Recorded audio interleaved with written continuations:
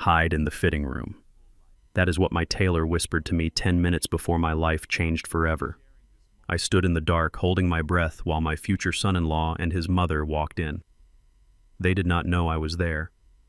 They thought I was just a senile old man ripe for the picking. But what I heard through that thin velvet curtain didn't just break my heart, it sharpened my mind. Before I tell you how I stopped a wedding and saved my own life, please tell me in the comments where you are listening from. Hit like and subscribe if you believe respect is earned, not given. I am Desmond King, 72 years old. For 40 years I worked as a civil engineer building bridges that connect cities, but I never realized the bridge to my own daughter was being burned down by the very man she intended to marry. It was a Friday afternoon, the day before my daughter Maya's wedding. I had gone to Russo's Custom Tailors in downtown Brooklyn to pick up my tuxedo. Russo has been my friend since the 80s. He is a loud, joyful Italian man who usually greets me with a bear hug and a glass of scotch.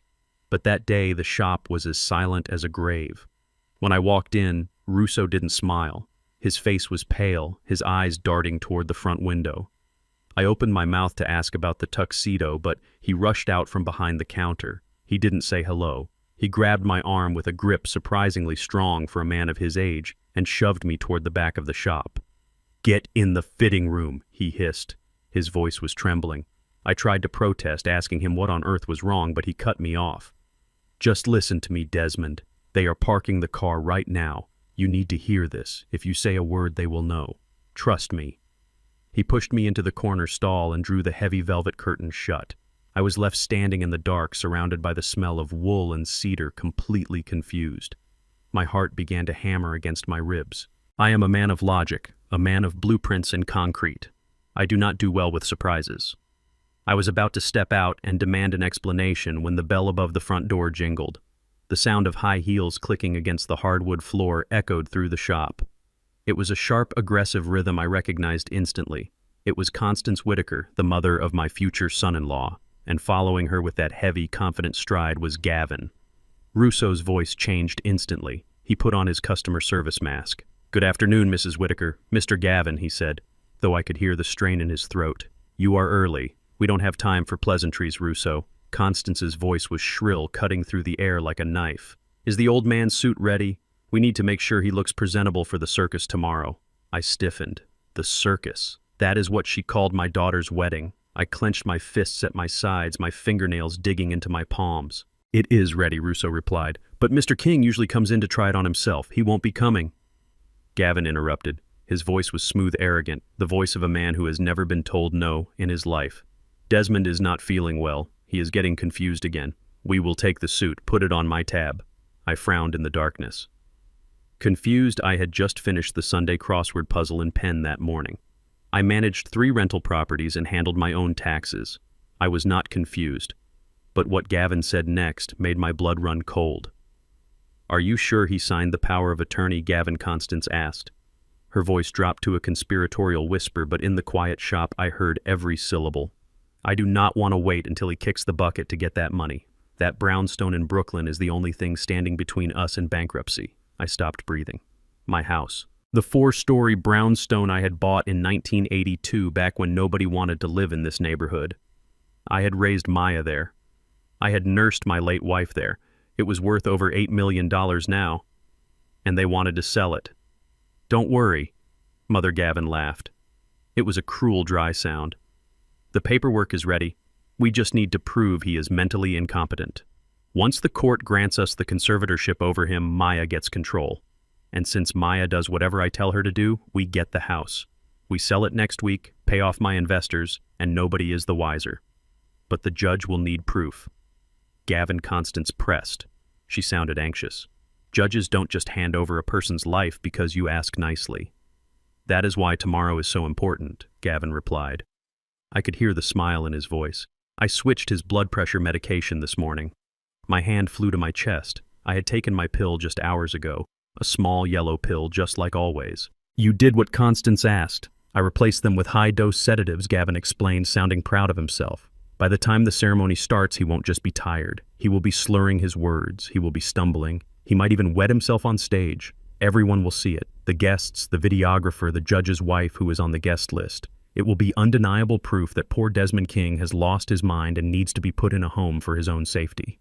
I felt like I had been punched in the gut. The walls of the fitting room seemed to close in on me. This wasn't just greed. This was evil. They weren't just trying to steal my home. They were trying to steal my dignity. They wanted to humiliate me in front of 200 people in front of my daughter just to get their hands on my assets. Constance chuckled. You are a genius, Gavin. A real genius.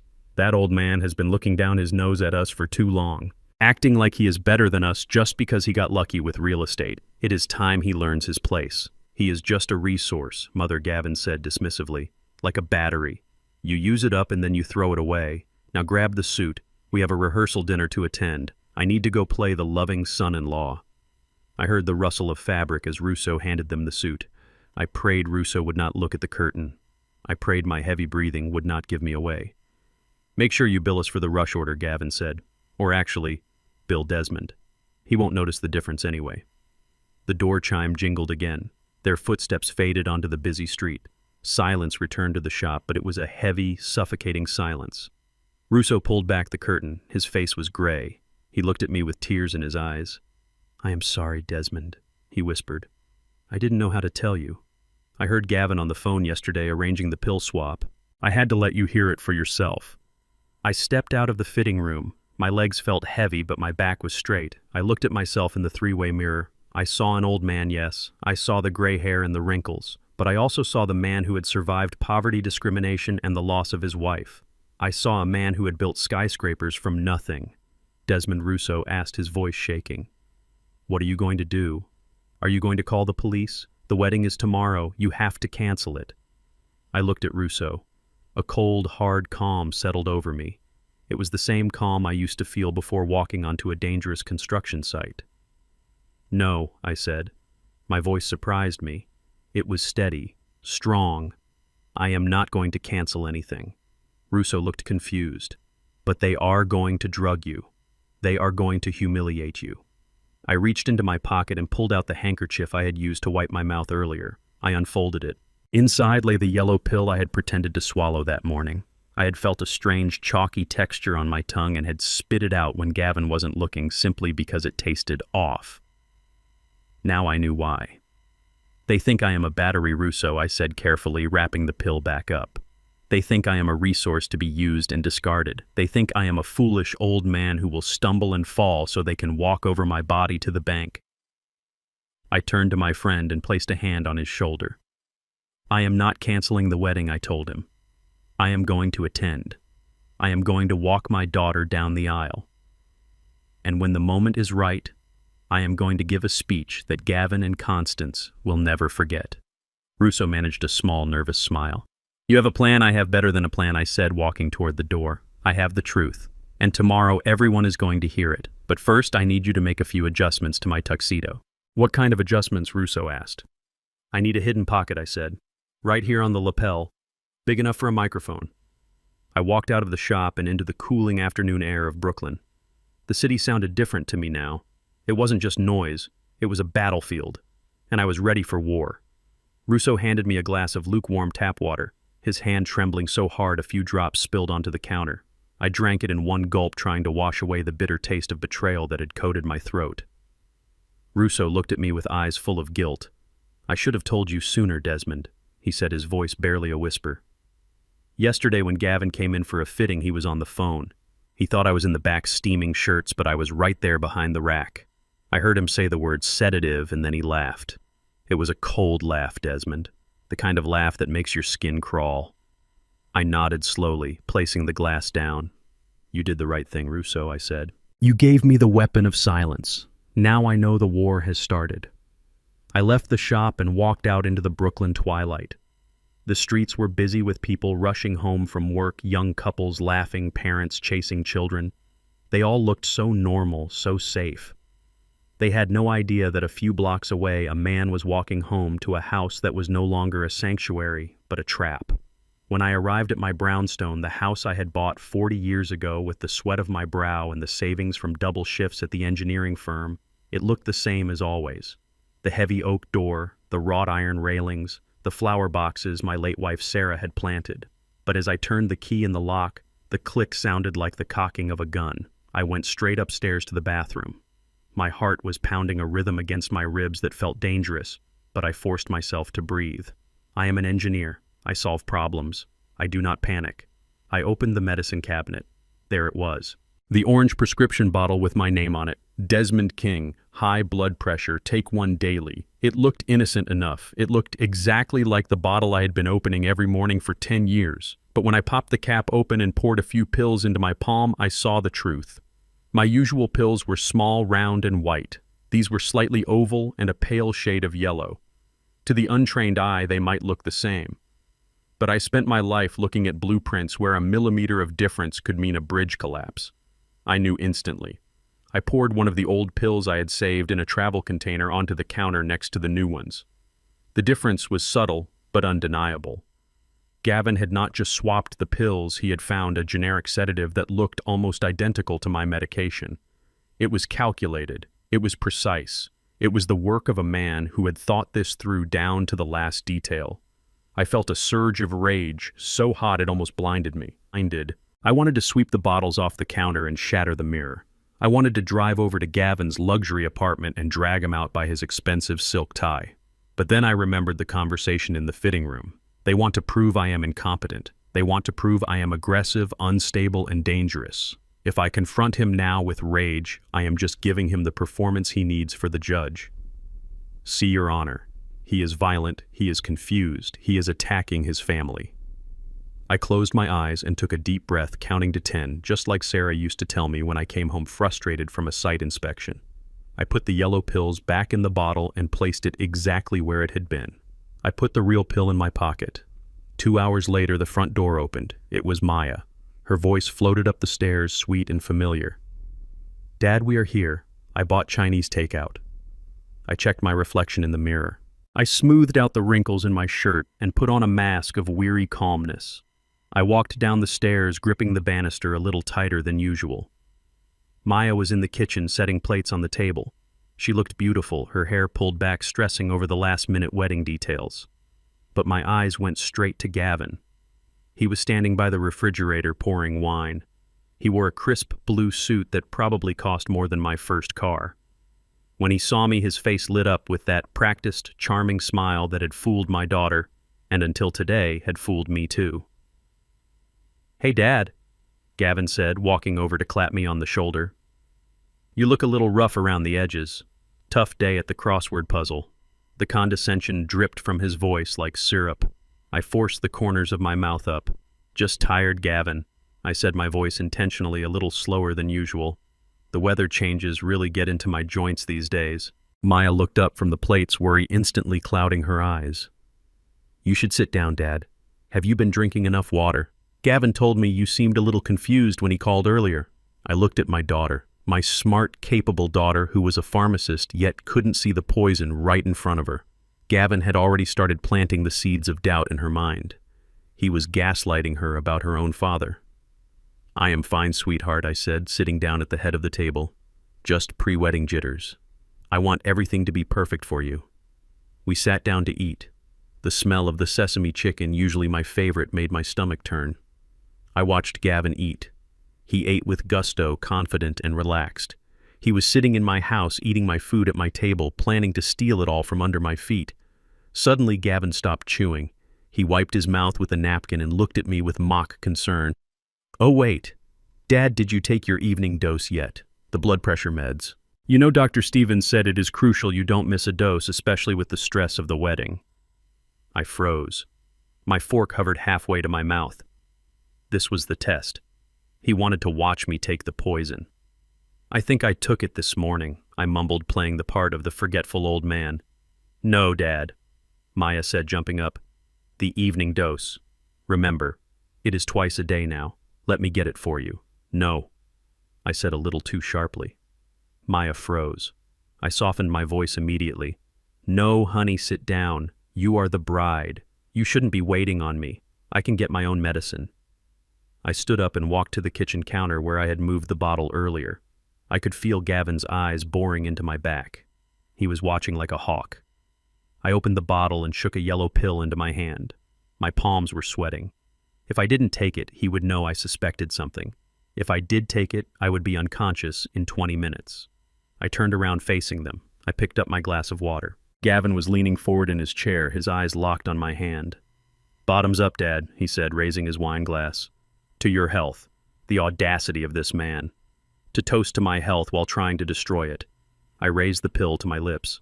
I opened my mouth and tossed it in, followed immediately by a large gulp of water. "Good job, Dad," Gavin said, relaxing back into his chair. But the pill wasn't in my throat. In a move I used to do to amuse Maya when she was 5 years old, I had tucked the pill between my cheek and my gum. It was bitter and chalky, but I held it there, keeping my face neutral. I smiled at them. A weak, tired old man's smile. "I think I need to rest my eyes for a bit," I said. "The medicine always makes me a little drowsy." "Of course," Gavin said. "Go lie down. We will clean up here. Save your energy for tomorrow. It is going to be a big day." I walked out of the kitchen, my steps heavy and slow. As soon as I turned the corner into the hallway and was out of their sight, I sprinted silently to the bathroom. I spit the yellow pill into the toilet and flushed it away, watching the yellow swirl disappear. I rinsed my mouth out, scrubbing away the residue. I went into my bedroom and sat in the dark. Downstairs, I could hear them talking. I heard Maya laugh at something Gavin said. It broke my heart. She trusted him completely. She was about to marry a monster, and I was the only one who could see his fangs. I laid down on the bed, fully dressed, staring at the ceiling. The anger was still there, burning in my gut, but now it was cold. It was focused. Gavin thought he had just won. He thought the old man was upstairs drifting into a chemical fog. He thought the path to the money was clear. Let him think that. Let him feel safe. Let him get arrogant. Because tomorrow, when he stands at that altar thinking he owns the world, he is going to find out that this old engineer still knows how to bring a structure down with a single, well-placed explosive. I closed my eyes, but I did not sleep. I began to rehearse my speech. Every word had to be perfect. Every pause had to be calculated. Tomorrow was not a wedding. It was an execution, and I was the executioner. The venue for the rehearsal dinner was a place called the Gilded Lily in Upper Manhattan. It was the kind of restaurant where the lighting was dim enough to hide sins, but bright enough to make diamonds sparkle. The walls were lined with velvet, the chandeliers dripped with crystal, and the air smelled of truffles and old money. I walked in wearing the tuxedo Russo had altered for me and immediately felt the temperature drop. It wasn't the air conditioning. It was the gaze of 50 wealthy white people turning to look at the only black man in the room who wasn't holding a serving tray. I stood at the entrance for a moment, adjusting my cuffs. I have walked onto construction sites where men were wielding jackhammers and welding torches, and I never felt an ounce of fear. But here, surrounded by silk ties and forced smiles, I felt a different kind of danger. This was not a physical threat. It was a psychological siege. I spotted Maya across the room. She looked breathtaking in a cream-colored cocktail dress, but her smile was tight. She was trying so hard to fit into Gavin's world. She didn't realize yet that to these people she would never be an equal, she would only be an accessory. Constance Whitaker spotted me instantly. She glided over holding a glass of champagne like it was a scepter. She was wearing a silver dress that looked like armor. "Desmond," she said, her voice loud enough to turn heads. "You made it. We were worried you might get lost on the way. You know how confusing the city can get these days." I looked at her calm and steady. "I navigated the subway system when I was 10 years old, Constance. I think I can find a steakhouse on Fifth Avenue." She let out a high, tinkling laugh that sounded like glass breaking. "Oh, you are always so defensive. Come. There are people you simply must meet." She grabbed my arm. Her grip was tight, pinching my skin through the fabric of my suit. She dragged me toward a group of men standing near the bar. They were tall, silver-haired men with faces flushed from expensive scotch. "Gentlemen," Constance announced, "I would like you to meet Desmond King, Maya's father." The men turned. Their eyes scanned me up and down, assessing my value in a split second. "Desmond is retired now," Constance continued, smiling sweetly, "but he used to work in construction." "Isn't that right, Desmond? He was a laborer on the bridges. It is just so inspiring to meet someone who built this city with their bare hands. Real manual work, so physical. I felt the muscles in my jaw lock. A laborer. I was a structural engineer. I had a degree from City College. I had supervised crews of 200 men. I had calculated load-bearing ratios for suspension bridges that carried millions of people every day. To call me a laborer was not just a mistake. It was a calculated erasure of my intellect. She wanted her friends to see me as a body, not a mind. She wanted them to see a man who lifted heavy things, not a man who solved complex problems. One of the men, a banker named Sterling, peered at me over his spectacles. Hard work indeed. Good for you. Must be nice to rest your back after all those years. I wanted to correct them. I wanted to list my credentials and tell them exactly which bridges I had designed. But then I saw Gavin watching me from the corner. He was sipping his drink, his eyes narrowed, waiting for me to snap. If I got angry, if I raised my voice to correct this woman, I would be the angry, unstable old man they needed for their court case. So I swallowed my pride. It tasted like ash. Yes, I said, keeping my voice low and slow. It was hard work, but honest work. Constance beamed, satisfied that I had accepted my demotion. She patted my arm like I was a well-behaved pet. Go find yourself a drink, Desmond. Just don't overdo it. We know how you get. I walked away, my heart pounding against my ribs. I needed water. My throat was dry from the effort of holding back my rage. But before I could reach the bar, Gavin intercepted me. He wasn't alone. Standing next to him was a man with slicked back hair and eyes that looked like shark eyes. He wore a suit that was too shiny and a watch that was too big. Dad, Gavin said, putting an arm around my shoulder. I want you to meet a good friend of mine. This is Dr. Eris. The man extended a hand. His palm was damp. A pleasure, Mr. King. Gavin tells me you have been under a lot of stress lately. I shook his hand briefly. Dr. Eris. The name sounded familiar. Then I remembered. Otis, my lawyer, had mentioned him. My lawyer had a psychiatrist who had lost his license twice for overprescribing medication but somehow always managed to get it back. This was the man who was going to sign my competency evaluation. Nice to meet you, I mumbled, letting my hand tremble slightly as I pulled it away. We were just saying you look like you need to relax, Gavin said. He signaled to a waiter. Bring my father the 25-year-old scotch. Neat. A double. I don't drink scotch, Gavin, I said. You know that. It messes with my stomach. Come on, Dad, Gavin insisted, his voice hardening just a fraction. It is a celebration. Just one drink. Dr. Eris here was just telling me how a little alcohol can actually help with circulation. Right, Doctor. Absolutely.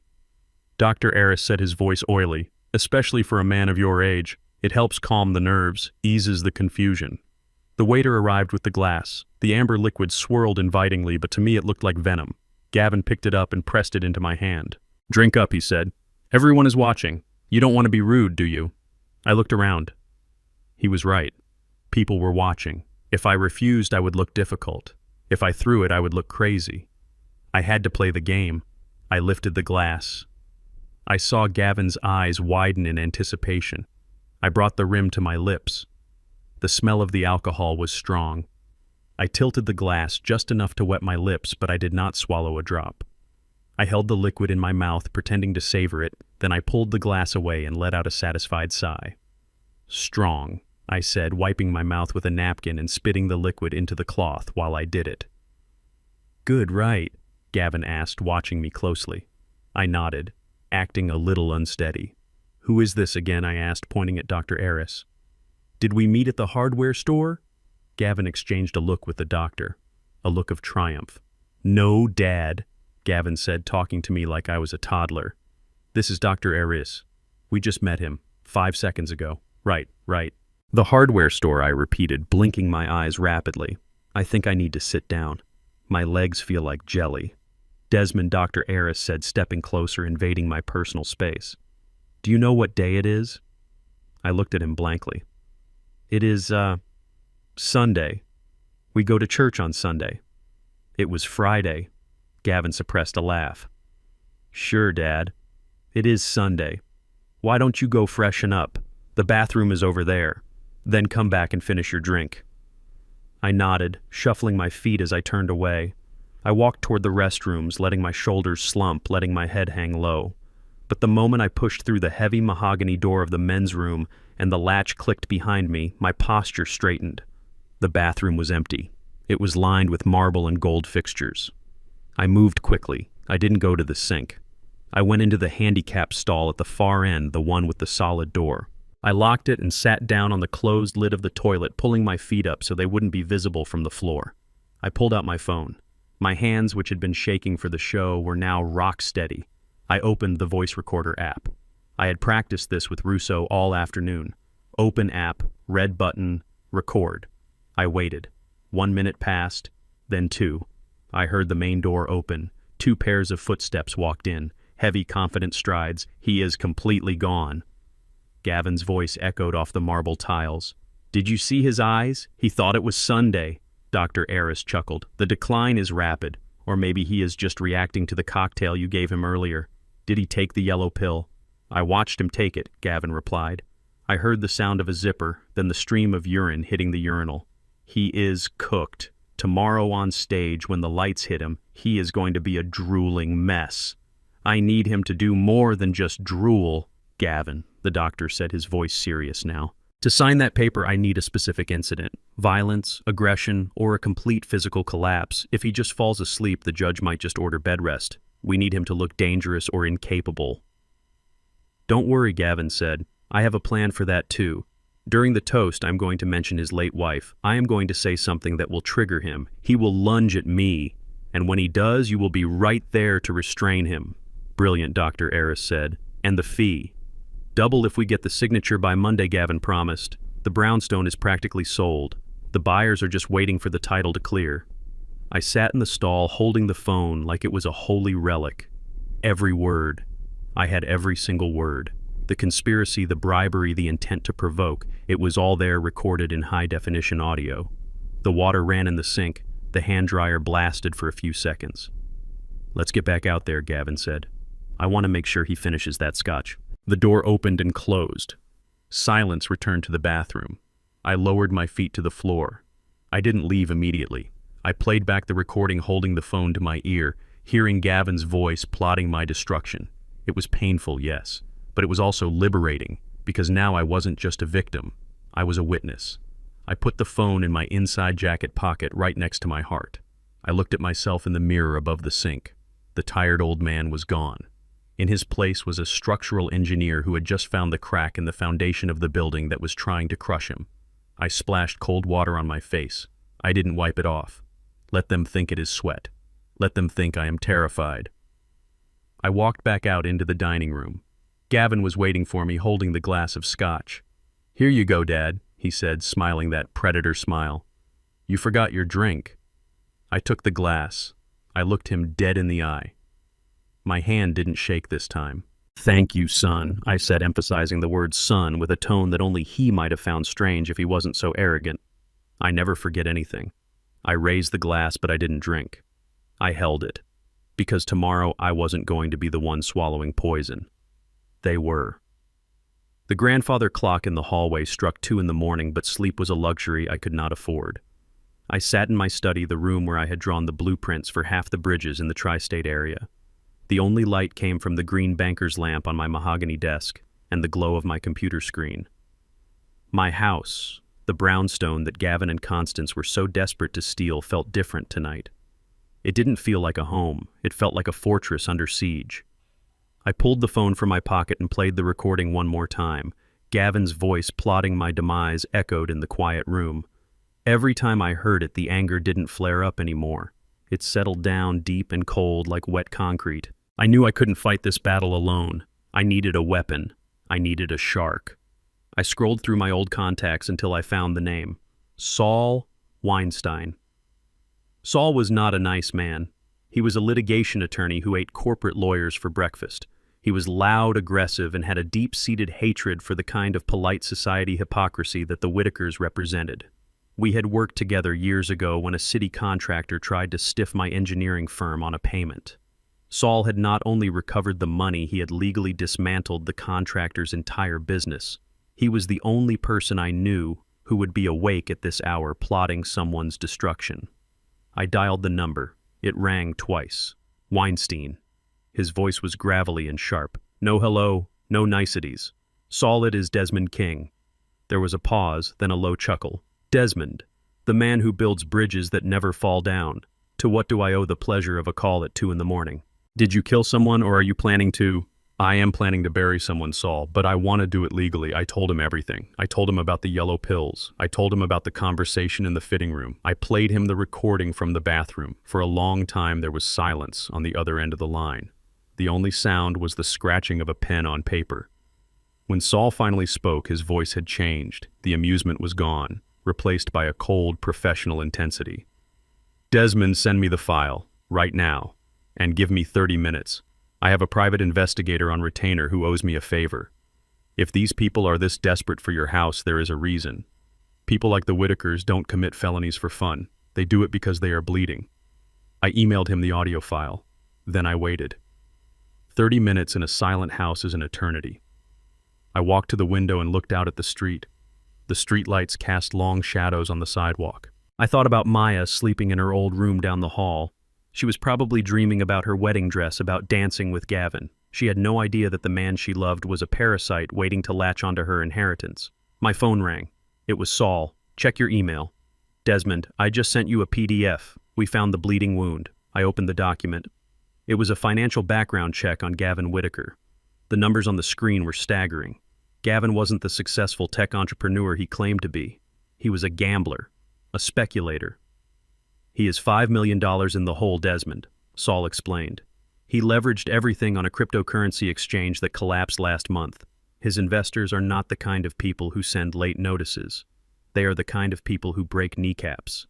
He has until Monday to come up with a significant lump sum, or he is a dead man walking. I stared at the screen. The timeline made perfect sense. The rush to get married. The sudden need for the conservatorship.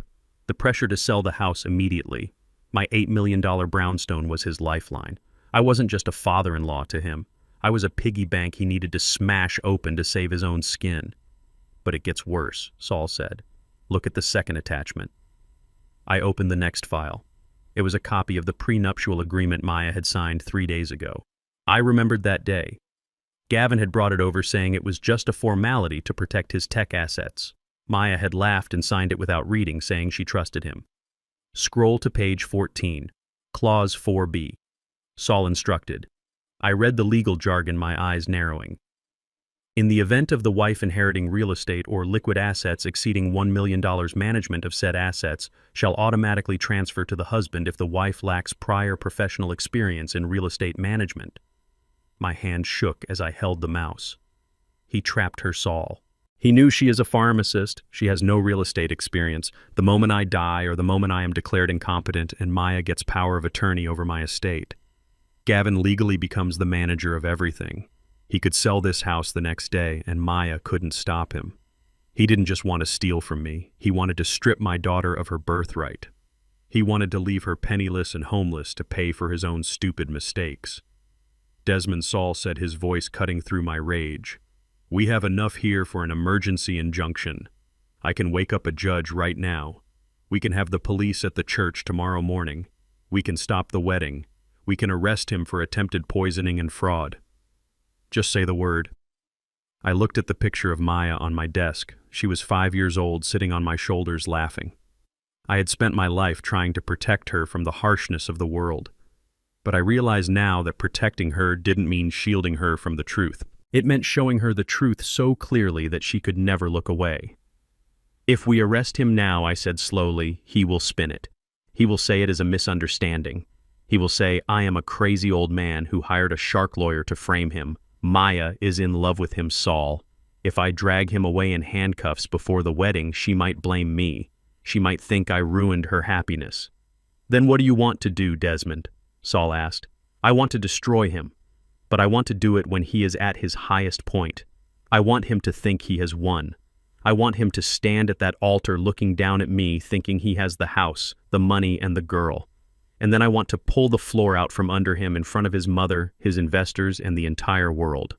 That is risky, Saul warned. If he says I do, she is legally tied to him. Even if we annul it later, it is messy. He won't get to say, I do, I promised. I will stop it during the objection. But I need you there, Saul. I need you in the front row. And I need you to bring the projector connection for my phone. I could hear the smile in Saul's voice returning. I will be there, Desmond. I will bring the whole firm if you want. This is going to be better than court. I hung up the phone. I looked at the clock. It was 3 in the morning. The sun would rise in 3 hours, the day of the wedding. I went to my closet and pulled out the tuxedo. I ran my hand over the lapel where Russo had sewn the hidden pocket for the microphone. Gavin Whitaker wanted a show. He wanted a performance of a senile old man.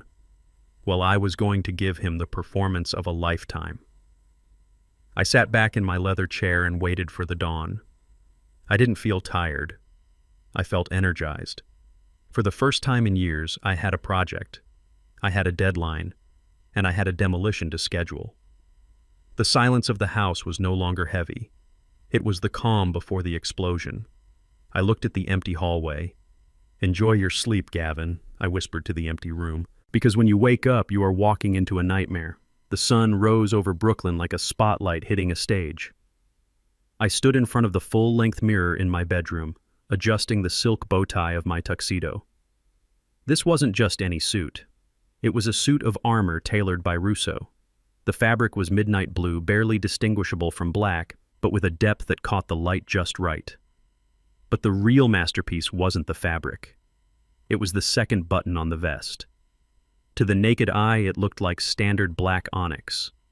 But inside lay a high-definition camera lens, no bigger than a pinhead connected to a battery pack sewn into the lining of my vest. It was recording everything. I checked the time. 7 in the morning. The wedding ceremony was scheduled for 11. 4 hours. 4 hours until the trap I had set would snap shut. I felt a strange sense of calm. It was the same feeling I used to get before a demolition. The explosives were placed, the perimeter was secure, and all that was left was to press the button.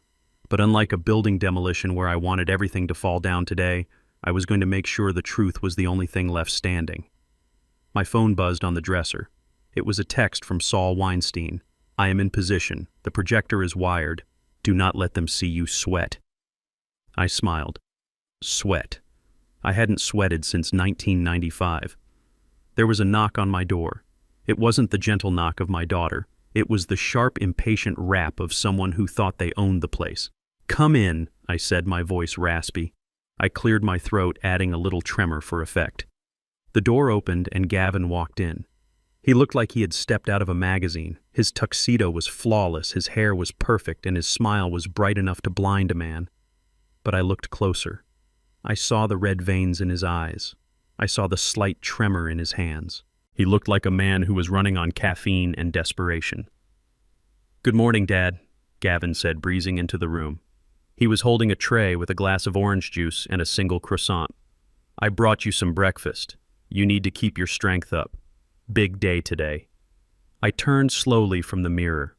I hunched my shoulders slightly, shrinking my 6-foot frame to look smaller, more frail. "Thank you, son," I said. I didn't sleep well. The wind kept waking me up. Gavin set the tray down on the small table by the window. His eyes darted around the room, scanning for anything out of place. He was paranoid. "Good. You probably just forgot to close the window properly," he said dismissively. "Here, drink this juice. It is fresh squeezed, lots of vitamin C." I looked at the glass. The liquid was bright orange pulp floating on the surface. It looked innocent, but I knew better. This was the booster dose. The yellow pill from yesterday might have worn off, or he just wanted to make absolutely sure I was incoherent by the time we got to the church. I walked over to the table. I picked up the glass. My hand shook intentionally, causing the liquid to slosh against the sides. "You are too good to me, Gavin," I said, always looking out for the old man. I brought the glass to my lips. I saw Gavin's Adam's apple bob as he swallowed. He was watching me with a hunger that was disturbing.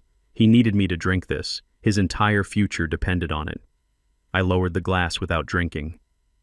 "You know, Gavin," I said, staring into the orange liquid, "I was reading the paper this morning. Or maybe it was the internet. I get them confused sometimes." Gavin's patience was thinning. "Drink the juice, Dad. We have to leave in 20 minutes. I ignored him.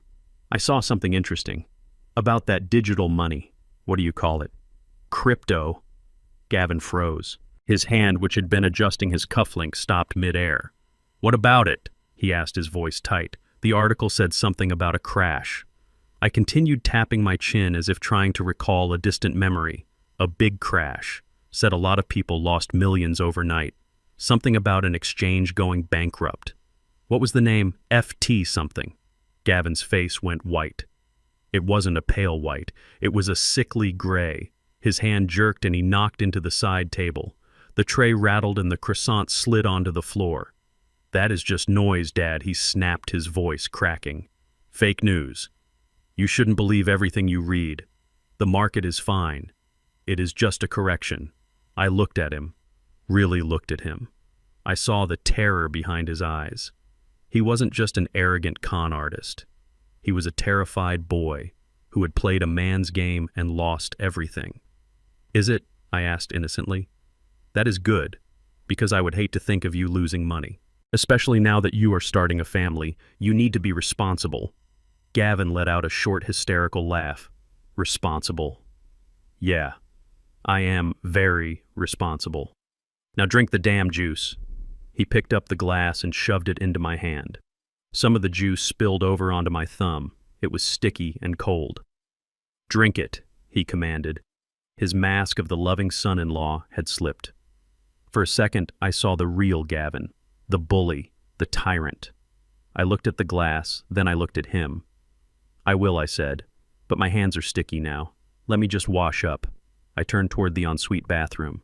"No," Gavin shouted. He stepped in front of me, blocking my path. "Drink it first, then wash. We don't have time for your slow shuffling back and forth." He was panicking. He couldn't let me out of his sight with the glass. I sighed. "Fine. You are so bossy today, Gavin. Just like your mother." I lifted the glass again. I held my breath. I had to time this perfectly. Suddenly, I gasped. I dropped the glass. It hit the thick Persian rug with a dull thud. It didn't shatter, but the juice exploded outward, soaking into the expensive wool and splashing onto Gavin's shiny patent leather shoes.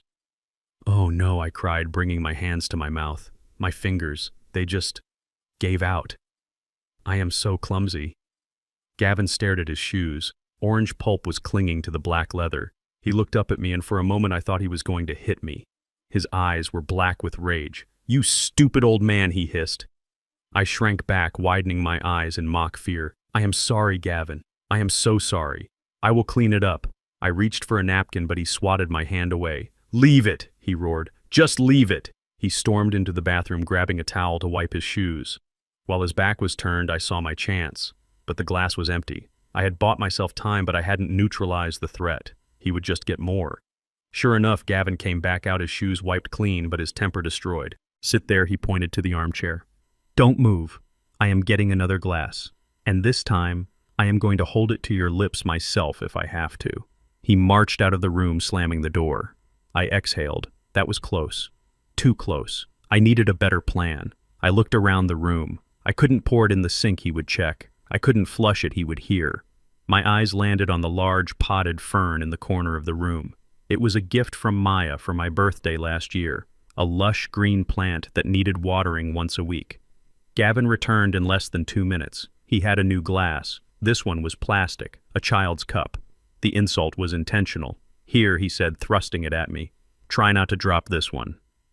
He stood directly in front of me, arms crossed. He wasn't going to leave. He wasn't going to look away. I took the cup. The smell of the sedative was faint, but to my heightened senses it reeked of chemicals. "I can't drink it like this, Gavin," I said, my voice whining slightly, like what he snapped. "You are staring at me. It makes me nervous. I have a shy bladder and apparently a shy throat."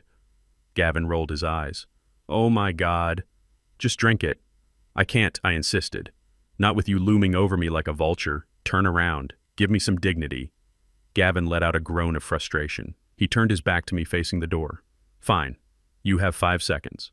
1, 2. I moved with the speed of a striking cobra. I didn't drink. I didn't pour it in the plant. That would make a noise. Instead, I pulled the large handkerchief from my breast pocket, the one I had lined with a thick layer of absorbent cotton meant for polishing shoes. 3. I poured the juice directly into the handkerchief. The cotton soaked it up instantly. It was heavy and wet, but it didn't drip. 4. I shoved the soggy handkerchief deep into my pocket and wiped my mouth with the back of my hand. 5. Gavin spun around. I held up the empty cup. I let out a loud, wet burp. "Delicious," I said, smiling at him. Gavin snatched the cup from my hand. He peered into it, checking for any residue. It was empty. He looked at me suspiciously, scanning my face. "Good," he said. "Finally." He tossed the cup into the trash can. "Now get your jacket," he said. "The limo is downstairs. And Desmond."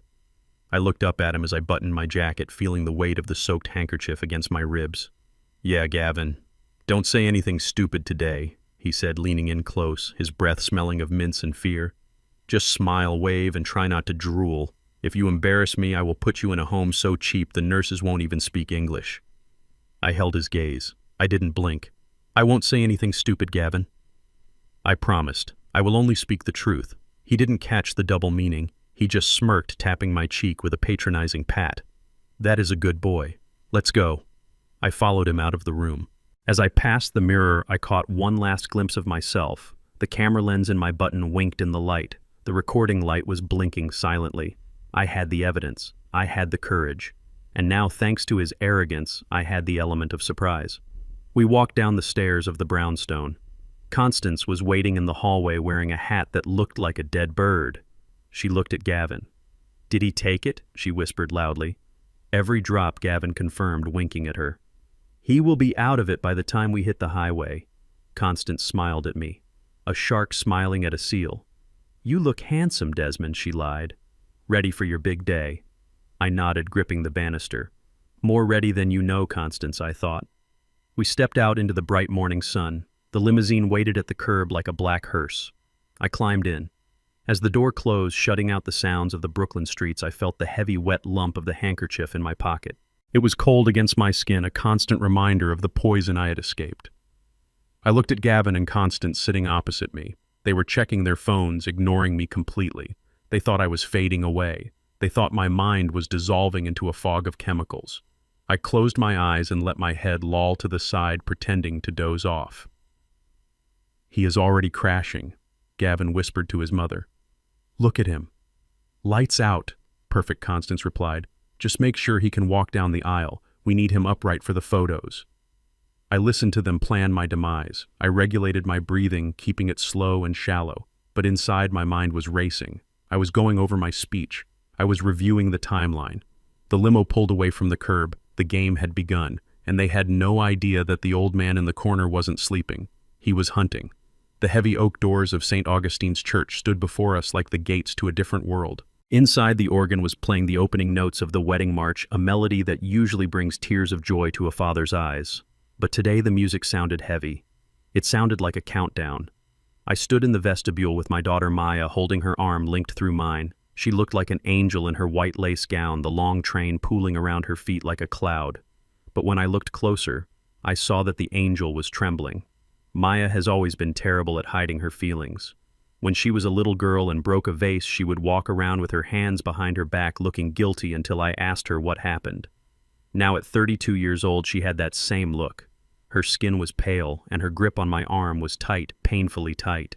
This was not the nervous excitement of a bride about to marry the love of her life. This was the fear of a woman who realizes she has stepped onto a train she doesn't know how to stop. "Daddy," she whispered, her voice barely audible over the swelling music. I leaned in close, brushing a stray curl away from her forehead. "What is it, baby girl?" She bit her lip, looking toward the closed doors. "Is it normal to feel like I am making a mistake?" My heart slammed against my ribs. I wanted to scream yes. I wanted to grab her hand and run out the side door into the waiting taxi and drive until we hit the ocean. But I couldn't. If we ran now, Gavin would still be out there. The debt would still be there. The threat to my house and her future would still be hanging over us like a guillotine. We had to go through the fire to get to the other side. "Why do you say that, Maya?" I asked, keeping my voice calm and steady. "It is Gavin," she said, tears welling up in her eyes. "He has been acting so strange. Last night he didn't come to bed until 3 in the morning. And this morning, while I was getting my hair done, he called me 3 times. He wasn't asking how I was feeling. He was asking if I knew where the deed to your house was kept. He asked if I had the combination to your safe." I felt a surge of cold fury. Even on her wedding day, he couldn't stop. He was so desperate for that money, so terrified of his investors, that he was hounding his bride for financial documents hours before the ceremony. "He told me he just wanted to make sure your papers were in order in case your health declined." She continued, a tear finally escaping and rolling down her cheek. But Daddy, you are healthy. You are strong. Why is he so obsessed with you dying? Why does he talk about you like you are already gone? The doors began to creak open. The light from the sanctuary spilled out, blinding and golden. Hundreds of faces turned toward us. I could see them all. The rows of Gavin's guests on the left looking polished and rich and bored. The rows of our family and friends on the right looking happy and proud. And in the front row, I saw the back of Gavin's head. He was standing at the altar waiting not for his wife, but for his payday. I turned to Maya. I took both of her hands in mine, ignoring the bouquet of white roses that was trembling between us. Maya listened to me. Look at me. She looked up, her dark eyes searching mine for an answer. I am not dying, I said, my voice low and fierce. I am not going anywhere, and I am not confused. Do you understand me? She nodded slowly. I think so. There are things happening today that you don't understand yet, I said, speaking quickly as the coordinator signaled for us to start walking. Things that will scare you, things that will make you angry. But I need you to promise me one thing. What is it, Daddy? She asked, fear flickering in her eyes. When the storm hits, do not let go of my hand. No matter what Gavin says, no matter what his mother screams, you trust me. You stand by me. Can you do that? She looked at me, confused by the intensity of my words. She didn't know about the poison. She didn't know about the plot. But she knew me. She knew the father who had sat by her bed when she had the flu, who had taught her how to solve quadratic equations, who had built her a treehouse with his own hands. I trust you, Daddy, she whispered, squeezing my hand. Then let's go get some justice, I thought to myself. We stepped forward. The flash of cameras erupted like lightning. We walked down the long red carpet. To the guests, we looked like the picture-perfect father and daughter. But inside, I was calculating every step. I was scanning the room. I saw Saul Weinstein sitting in the third row on the bride's side. He was wearing a yarmulke and a sharp gray suit. He caught my eye and gave a barely perceptible nod. His hand was resting on a small black briefcase on his lap, the projector link. I saw Russo sitting near the back, dabbing his eyes with a handkerchief. He looked terrified. He was probably praying that the camera in my button wouldn't malfunction. And then I looked at the groom's side. Constance Whitaker was sitting in the front row wearing a hat so large it looked like a satellite dish. She wasn't looking at the bride. She was looking at me. Her eyes were narrowed, scrutinizing my gait. She was waiting for the stumble. She was waiting for the slur. She wanted to see the drugs take effect. I straightened my spine. I lifted my chin. I walked with the military precision I had learned in the ROTC 50 years ago. Left, right, left, right. I didn't stumble. I didn't sway. As we got closer to the altar, I saw Constance's frown deepen. She leaned over and whispered something to the man next to her, Dr. Aris. The corrupt psychiatrist looked nervous. He checked his watch. By his calculations, I should have been drooling by now. We reached the steps of the altar. Gavin stepped down to meet us. He looked handsome, I had to give him that. But it was the handsomeness of a viper. He reached out for Maya's hand, but his eyes were on me. You made it, he said, his voice low enough that only we could hear. I was worried you might need a nap. I smiled at him. It was the smile of a wolf who has cornered a rabbit. I have never been more awake, Gavin, I said. He flinched. He expected a mumble. He expected confusion.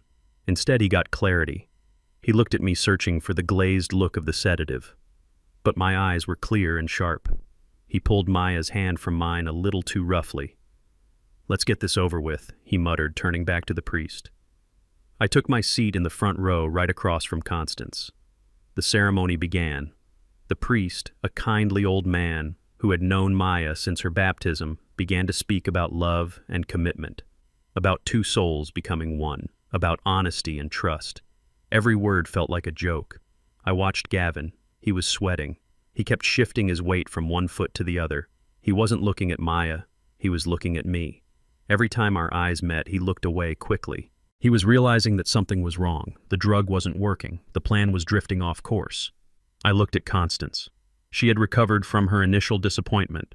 She sat with her back straight, a smug smile playing on her lips. She was probably thinking that even if I wasn't drugged yet, it didn't matter. They still had the numbers. They still had the lawyers. They still had the element of surprise, or so they thought. She caught my eye and winked. A slow, deliberate wink. It was a victory lap before the race was even finished. It said, "You are old, you are weak, and soon everything you built will be mine." I didn't wink back. I just touched the lapel of my jacket, feeling the hard ridge of the camera button. The priest asked everyone to sit. "Marriage is a contract not just between two people, but between two families," he said. "It is a merging of histories, a merging of futures." I looked at Maya. She was standing straight, but her shoulders were shaking. She wasn't crying tears of joy. She was crying because she was scared. She glanced back at me, her eyes pleading. She remembered my words. "Stand by me." The priest turned to Gavin. "Do you, Gavin, take this woman to be your lawfully wedded wife, to have and to hold, for richer or for poorer?" "For richer," Gavin said quickly, almost cutting the priest off. He realized his mistake and added a nervous laugh. "And for poorer, of course. I do." Constance nodded approvingly from her seat. She was mentally counting the millions in my bank account. "Do you?" "Maya, take this man," the priest continued. Maya hesitated. The silence stretched out. 1 second, 2 seconds, 3 seconds. The air in the church became thin. People started to shift in their seats. Gavin looked at Maya, his eyes widening with warning. "Say it," he mouthed. "I do," Maya whispered. Her voice was so quiet, it was heartbreaking. I gripped the armrest of the pew. Not yet. I had to wait for the right moment. The payoff had to be absolute. The priest smiled, oblivious to the tension that was strangling the front row. "Then by the power vested in me and before God and these witnesses, I am prepared to pronounce you husband and wife. But first, if there is anyone here present who knows of any just cause why this couple should not be joined in holy matrimony, speak now or forever hold your peace." This was it, the moment in the movies where the hero bursts through the doors. But I didn't need to burst through any doors. I was already there. The silence that followed the question was heavy. Usually this is a formality. A rhetorical pause. Gavin exhaled, thinking he was safe. He turned to look at the congregation, a smirk returning to his face. He thought he had made it. He thought he had crossed the finish line. Constance adjusted her hat, looking bored, ready for the reception and the champagne. I stood up.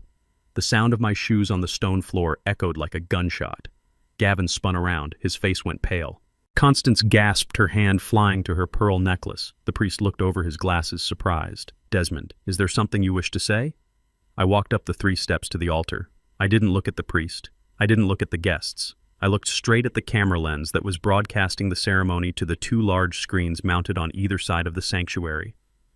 "Yes, Father," I said, my voice booming without a microphone.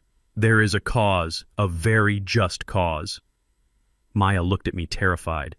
"Daddy, what are you doing?" she whispered. "I am keeping my promise, Maya," I said. "I am protecting you." Gavin stepped forward, his hands balled into fists. "Sit down, old man," he hissed, his voice shaking with rage and panic. "You are confused. It is the medication. Don't listen to him. He is having an episode." I turned to Gavin. I smiled. And this time it wasn't a polite smile. It was the smile of a man who is about to detonate the bridge. "I am not having an episode, Gavin," I said, reaching into my pocket. "But you are about to have a very bad day." I pulled out my phone. Saul hit it, and the screens went black. The sanctuary was plunged into a confused silence as the screens went black. A murmur rippled through the pews like a sudden wind in a wheat field. People were shifting in their seats, craning their necks, trying to understand if this was a technical glitch or part of the show. I could feel the tension radiating from Gavin, standing just a few feet away from me. He was staring at the blank screens, his jaw tight, his eyes darting back and forth. He looked like a man who heard a twig snap in the woods but couldn't see the wolf yet. I took a deep breath. The air in the church smelled of beeswax candles and expensive perfume, but underneath it, I could smell the metallic tang of fear. It was time for the final act of my performance. I needed them to believe I was weak one last time before I showed them exactly how strong I was. I stepped away from the altar and moved toward the lectern where the microphone stood waiting. My first step was steady, but on the second step I let my foot drag slightly against the stone floor. It made a scuffing sound that echoed in the quiet room. I saw Constance out of the corner of my eye. Her head snapped toward me. Her eyes narrowed. She was analyzing my movement like a hawk watching a field mouse. I took another step, and this time I let my shoulder dip. I raised a hand to my forehead, wiping away the imaginary sweat I had splashed there in the bathroom. I let out a low groan, one that the microphone picked up and amplified through the speakers. It was a pathetic sound, the sound of an old man losing his grip on reality. Desmond the priest said, taking a hesitant step toward me. "Are you all right?" I waved him off my hand, trembling violently. I am fine, Father. Father. The lights are so bright. I reached the podium and gripped the wooden edges with both hands as if I were holding on for dear life. I swayed. Just a little at first, then more noticeably. I looked out at the sea of faces. I saw pity in the eyes of my friends. I saw confusion in the eyes of Maya. And I saw pure, unadulterated triumph in the eyes of Constance Whitaker. She nudged Dr. Eris with her elbow. I saw her mouth the words, "It is happening."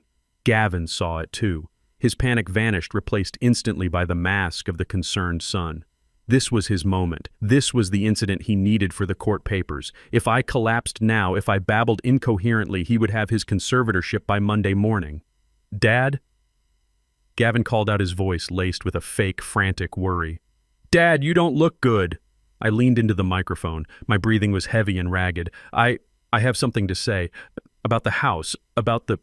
I let my voice trail off into a mumble. I let my knees buckle. I slid down the side of the podium, my hand knocking the microphone stand so it screeched horribly against the floor.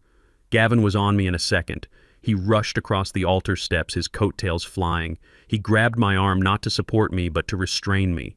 He turned to the congregation, his face a portrait of staged devastation. "He is having an episode," Gavin shouted to the room. "I told you all, he is confused. He missed his medication this morning. Please someone call an ambulance. My father doesn't know where he is." Constance stood up in the front row. "Oh, my poor Desmond," she cried out, her performance worthy of an Academy Award. "It is the dementia. We tried to keep it private, but it has gotten so bad. Please get him off the stage before he hurts himself." Maya rushed forward, her face pale with terror. Daddy, what is wrong?"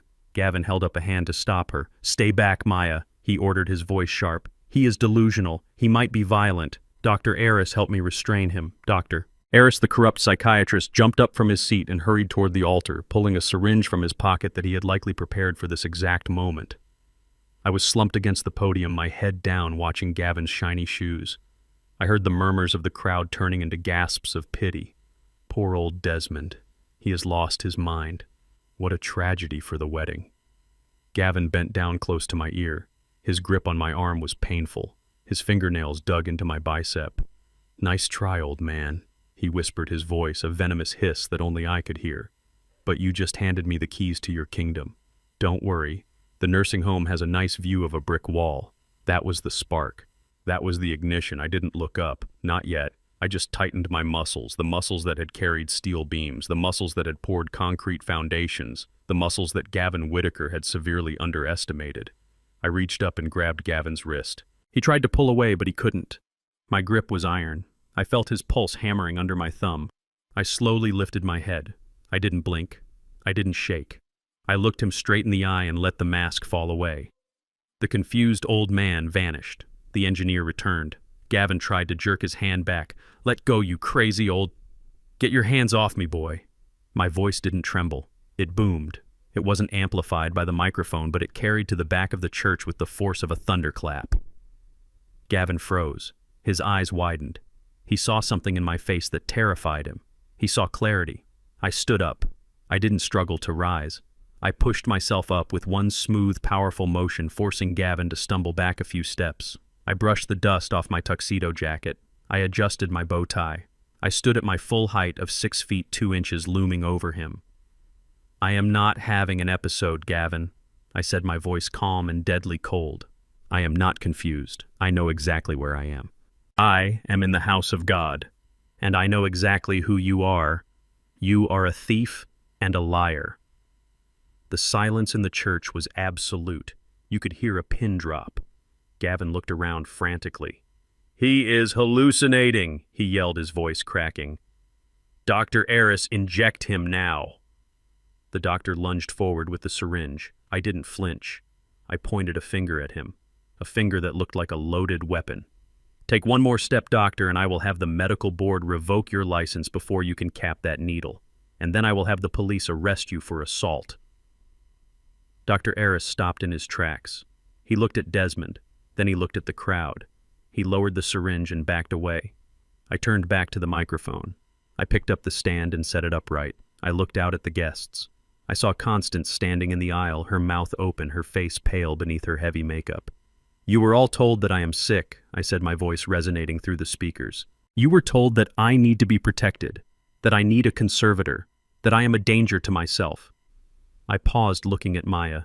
She was standing frozen halfway to the altar, her hands covering her mouth. But the only sickness here is greed, I continued. And the only thing I need to be protected from is the man standing right there. I pointed at Gavin. He was shaking his head, backing away. Dad, stop this, he begged, trying to regain control of the narrative. You are ruining Maya's day. We can talk about this later. Just take your pill. I reached into my pocket. I pulled out the handkerchief, the one soaked in orange juice and sedative. I held it up. You mean this pill, Gavin? I asked. The one you dissolved in my juice this morning. The one you swapped in my medicine cabinet yesterday. I threw the soggy handkerchief at his feet with a wet splat. I didn't drink it, I said. And I didn't drink the scotch last night either. Gavin looked at the handkerchief, then at me. His face was the color of old paper. You, he stammered. I turned to the projection screen that was still black. I am a structural engineer, I said, addressing the crowd. I don't build anything without checking the foundation first. And when I checked the foundation of this marriage, I found rot. I found termites. I looked up at the projection booth where Saul was waiting. Saul, if you would be so kind. Play Exhibit A. The screen flickered to life. The image was grainy at first, a low-angle shot from a hidden camera. It took a moment for everyone to realize what they were seeing. It was the inside of a fitting room. The velvet curtain was visible. Then the audio kicked in. It was crystal clear. The voice of Constance Whitaker filled the church, shrill and unmistakable. I do not want to wait until he kicks the bucket to get that money. That brownstone in Brooklyn is the only thing standing between us and bankruptcy. Gasps erupted from the pews. Constance let out a strangled cry and grabbed the back of the pew for support. Then Gavin's voice boomed through the sanctuary. Don't worry, Mother. The paperwork is ready. We just need to prove he is mentally incompetent. Once the court grants us the conservatorship over Maya, she gets control. And since Maya does whatever I tell her to do, we get the house. Maya let out a sob, a sound of pure heartbreak. She looked at Gavin not with love, but with horror. The video continued. I replaced them with high-dose sedatives, Gavin's recorded voice bragged. By the time the ceremony starts, he won't just be tired. He will be slurring his words. He will be stumbling. The video cut to the scene in the bathroom from the rehearsal dinner. Double if we get the signature by Monday, Dr. Aris's voice said. I signaled to Saul to cut the feed. The screen went black again, but the damage was done. The truth hung in the air like smoke after an explosion. I looked at Gavin. He was trembling, his hands shaking uncontrollably. He looked at the guests, then at his mother, then at Maya. It is he shouted, his voice desperate and shrill. It is a deep fake. He made it up. He is crazy, I tell you. I stepped down from the altar and walked toward him. He shrank back, but he had nowhere to go. Computers can fake a voice, Gavin, I said quietly, but they can't fake a debt. I reached into my inside jacket pocket and pulled out the financial report Saul had given me. $5 million, I said, holding the papers up. That is what you owe. That is why you are here. Not for love, not for Maya, but for a bailout. I turned to my daughter. She was crying, silent tears streaming down her face. Maya, I said softly, I told you I would protect you. I am sorry it had to be this way, but you needed to see the wolf without his sheep's clothing. Maya looked at Gavin. She looked at the man she had planned to spend her life with. And in that moment, I saw the girl die and the woman be born. She straightened her back. She wiped her tears. Is it true? She asked Gavin. Her voice was steady, cold. Gavin reached for her. Maya, baby. Listen to me. Your father is trying to ruin us. He is jealous. Is it true? She screamed the words echoing off the vaulted ceiling. Gavin flinched. He looked at the papers in my hand. He looked at the angry faces of the guests. He looked at the exit. I did it for us, he whispered. That was all she needed to hear. I turned back to the microphone one last time. "Ladies and gentlemen," I said, "I apologize for the interruption. There will be no wedding today. But if you would like to stay, I believe the police are waiting outside to escort the groom to his reception at the precinct." As if on cue, the sirens we had arranged began to wail in the distance, getting louder and louder. Gavin looked at me with pure hatred. "You ruined everything," he spat. "No, Gavin," I said, buttoning my jacket. "I just fixed the glitch." I walked over to Maya and held out my hand. "Ready to go home, baby girl?" I asked. She looked at Gavin one last time, then she took my hand. "Yes, Daddy," she said. "Let's go home." The video on the giant screens was not a professional production. It was grainy and dark shot from the angle of a buttonhole on a vest, but the audio was perfect. It was the kind of high-fidelity sound that cuts through a room and silences every other noise. The first thing everyone heard was the sharp click of high heels on a wooden floor. Then came the voice. It was Constance Whitaker. There was no mistaking that haughty upper-crust accent that she wore like a badge of honor. But in the recording, the politeness was gone. It was replaced by a raw, hungry greed that made my skin crawl even hearing it a second time. "I do not want to wait until he kicks the bucket to get that money," the voice of Constance boomed through the church speakers. "That brownstone in Brooklyn is the only thing standing between us and bankruptcy." A collective gasp went through the congregation. It started in the back rows and swept forward like a wave. I watched the faces of the guests. The wealthy business partners of the Whitakers, men and women who had spent their lives insulating themselves from ugliness, looked as if someone had just slapped them. They were hearing their own friend, their peer, plotting a crime with the casualness of ordering lunch. On the screen, the camera shifted slightly as I had moved in the fitting room. It captured a sliver of Gavin's profile through the curtain gap. "Don't worry," Mother Gavin's voice replied, dripping with arrogance. "The paperwork is ready. We just need to prove he is mentally incompetent. Once the court grants us the conservatorship over Maya, she gets control. And since Maya does whatever I tell her to do, we get the house. We sell it next week, pay off my investors, and nobody is the wiser." I looked at Maya. She was standing frozen at the altar, her bouquet of white roses hanging limp in her hand. Her face was drained of all color. She looked like a statue of a bride, beautiful but lifeless. The words hit her like physical blows. "Maya does whatever I tell her to do." It wasn't just a betrayal of her father. It was a betrayal of her intelligence, her autonomy, her very soul. But the recording wasn't done. It had one more knife to twist. "But the judge will need proof." Gavin Constance's voice came again, shrill and anxious. "That is why tomorrow is so important," Gavin said, and I could hear the smirk in his voice. "I switched his blood pressure medication this morning. I replaced them with high-dose sedatives. By the time the ceremony starts, he won't just be tired. He will be slurring his words. He will be stumbling. He might even wet himself on stage. Everyone will see it. It will be undeniable proof that poor Desmond King has lost his mind." The church erupted. It wasn't just murmurs anymore. It was outrage. People were standing up. Someone shouted, "Shame." I saw one of my old friends from the union, a bricklayer named Marcus, stand up and point a thick finger at Gavin. "You dirty rat," he yelled, his voice shaking the rafters. Constance Whitaker reacted with the desperation of a trapped animal. She lunged out of her pew. Her hat had gone askew, giving her a manic, disheveled look. She rushed toward the projector cart that was set up near the side of the altar, screaming, "Turn it off! Turn it off! Right now! It is illegal! You cannot play this!" She reached for the power cord, her manicured claws ready to rip the machine apart, but she never made it. A figure stepped into her path. It was Saul Weinstein. My lawyer stood like a boulder in a stream. He didn't raise his voice. He didn't raise a hand. He just stood there, arms crossed, blocking her way with an impenetrable wall of legal authority. "I wouldn't do that if I were you, Mrs. Whitaker." Saul said, his voice calm but loud enough for the front rows to hear. "That is evidence in an active criminal investigation. Tampering with it would be a felony. And frankly, considering what we just heard, you really don't need another felony on your list today." Constance stopped. She looked at Saul, then at the angry crowd, then at her son. She realized she had lost control. She shrank back, her face turning a sickly shade of gray. She looked at her friends, the elite of New York society, silently begging for support, but they were all looking away. They were checking their phones, examining their shoes, doing anything to distance themselves from the woman who had just been exposed as a monster. I turned my attention to the center of the storm. Maya. She hadn't moved.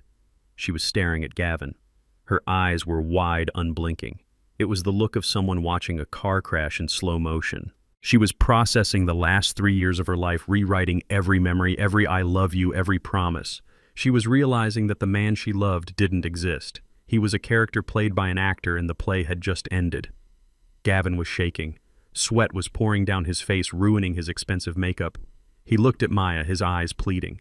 He tried to step toward her, reaching out a hand. Maya. Baby, please, he stammered.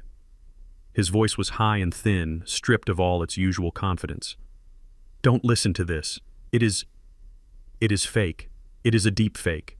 You know about AI. You know what technology can do these days. The old man, he hired someone. He hired hackers to create this voice.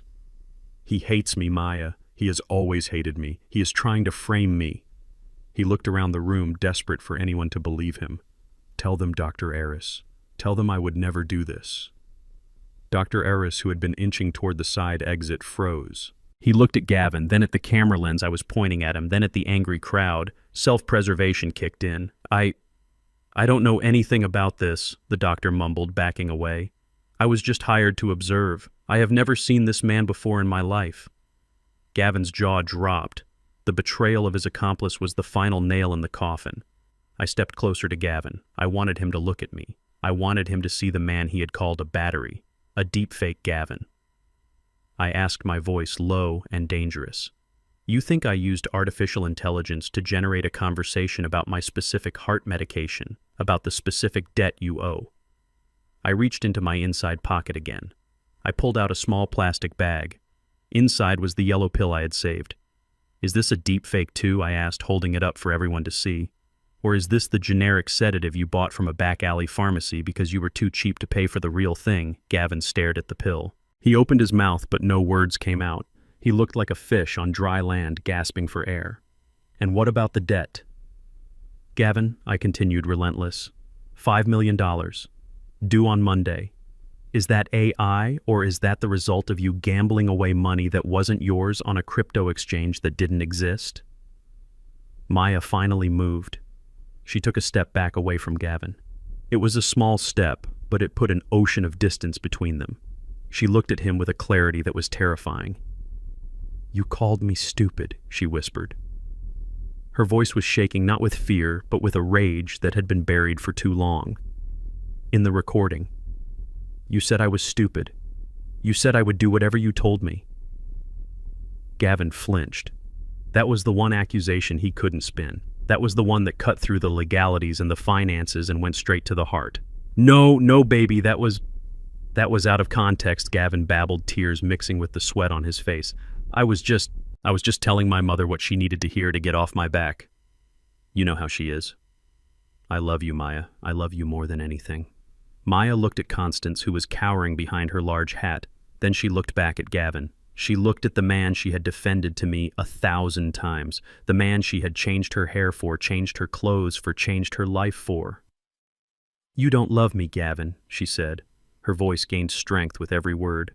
You love my father's house. You love the safety net. You love the idea of a wife who doesn't ask questions. She reached up to her veil. With a slow, deliberate motion, she unpinned it. The white lace fell to the floor, landing on the cold stone next to the soggy handkerchief I had thrown earlier. But I have a question now, Gavin, she said, her eyes burning into his. Gavin looked hopeful for a split second. Anything, Maya. Anything.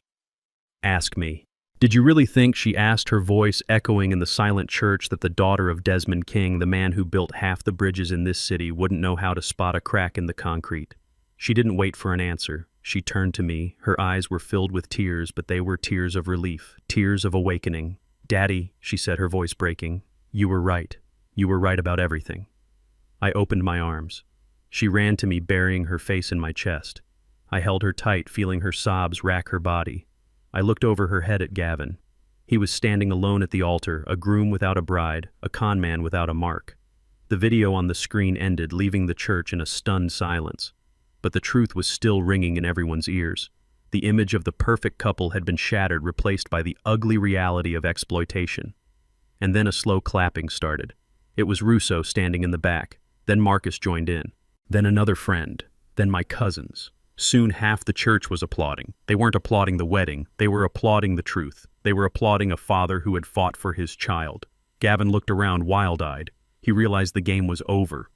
He turned to run, heading for the side door of the sacristy. Going somewhere, Mr. Whitaker, a deep voice boomed from the entrance. 2 police officers stepped into the doorway, their badges gleaming in the church light. Behind them was the detective I had met with Saul earlier that morning. Gavin Whitaker, the detective said, walking up the aisle. "We have a warrant for your arrest. Fraud, attempted poisoning, and elder abuse. And Mrs. Whitaker," he added, looking at Constance, "we have a few questions for you too." The applause died down, replaced by the grim satisfaction of justice being served. I held my daughter, stroking her hair. "It is over, baby girl," I whispered. "The nightmare is over. Now we wake up." "You claimed it was a deepfake, Gavin," I said, my voice steady and calm, cutting through the chaos of the sanctuary. "You claimed I used artificial intelligence to put words in your mouth. You claimed I am a senile old man confused by technology." I took a slow, deliberate step toward him. The police officers at the back of the church held their ground, giving me the space I needed. They knew the law was on my side, but they also understood that some justice needs to be delivered publicly before it is delivered legally. I opened the thick manila folder I had been holding under my arm. The sound of the paper rustling was the only noise in the room. "Let us look at the hard copy evidence." Then I continued. "Because while you can argue about voice recordings, you cannot argue with a certified bank statement from the Cayman Islands." I pulled out a sheet of paper covered in red ink. $5 million, Gavin. That is the hole you dug for yourself. You bet against the market and the market crushed you. You didn't love my daughter? You looked at her and saw a life raft. You looked at my house and saw a liquidation sale. Gavin was shaking his head violently, sweat flying from his brow. "That is a lie," he screamed. "That is forged. I have assets. I have investments. You have nothing." I interrupted, my voice rising just enough to drown him out. "I spoke with your investors this morning, the ones you have been dodging for weeks. They were very interested to hear that the wedding was delayed. In fact, I believe one of them is parking his car outside right now." Gavin's eyes widened in genuine terror. The threat of prison was one thing, but the threat of the loan sharks he had borrowed from was something else entirely. He looked at Maya pleadingly. "Maya, please. It is a misunderstanding. It is just a liquidity issue. I can fix it. I just need time." I stepped between him and my daughter, shielding her from his desperation. "You don't have time, Gavin," I said. "And you don't have a wife either." I pulled the final document from the folder. This was the one Saul had found at 4 a.m, the one that had made even my cynical lawyer gasp. "You see, Gavin, when you apply for a marriage license in New York, you have to swear under oath that you are currently unmarried." I held up the document. It was a marriage certificate. It looked standard except for the seal. It wasn't an American seal. It was Canadian.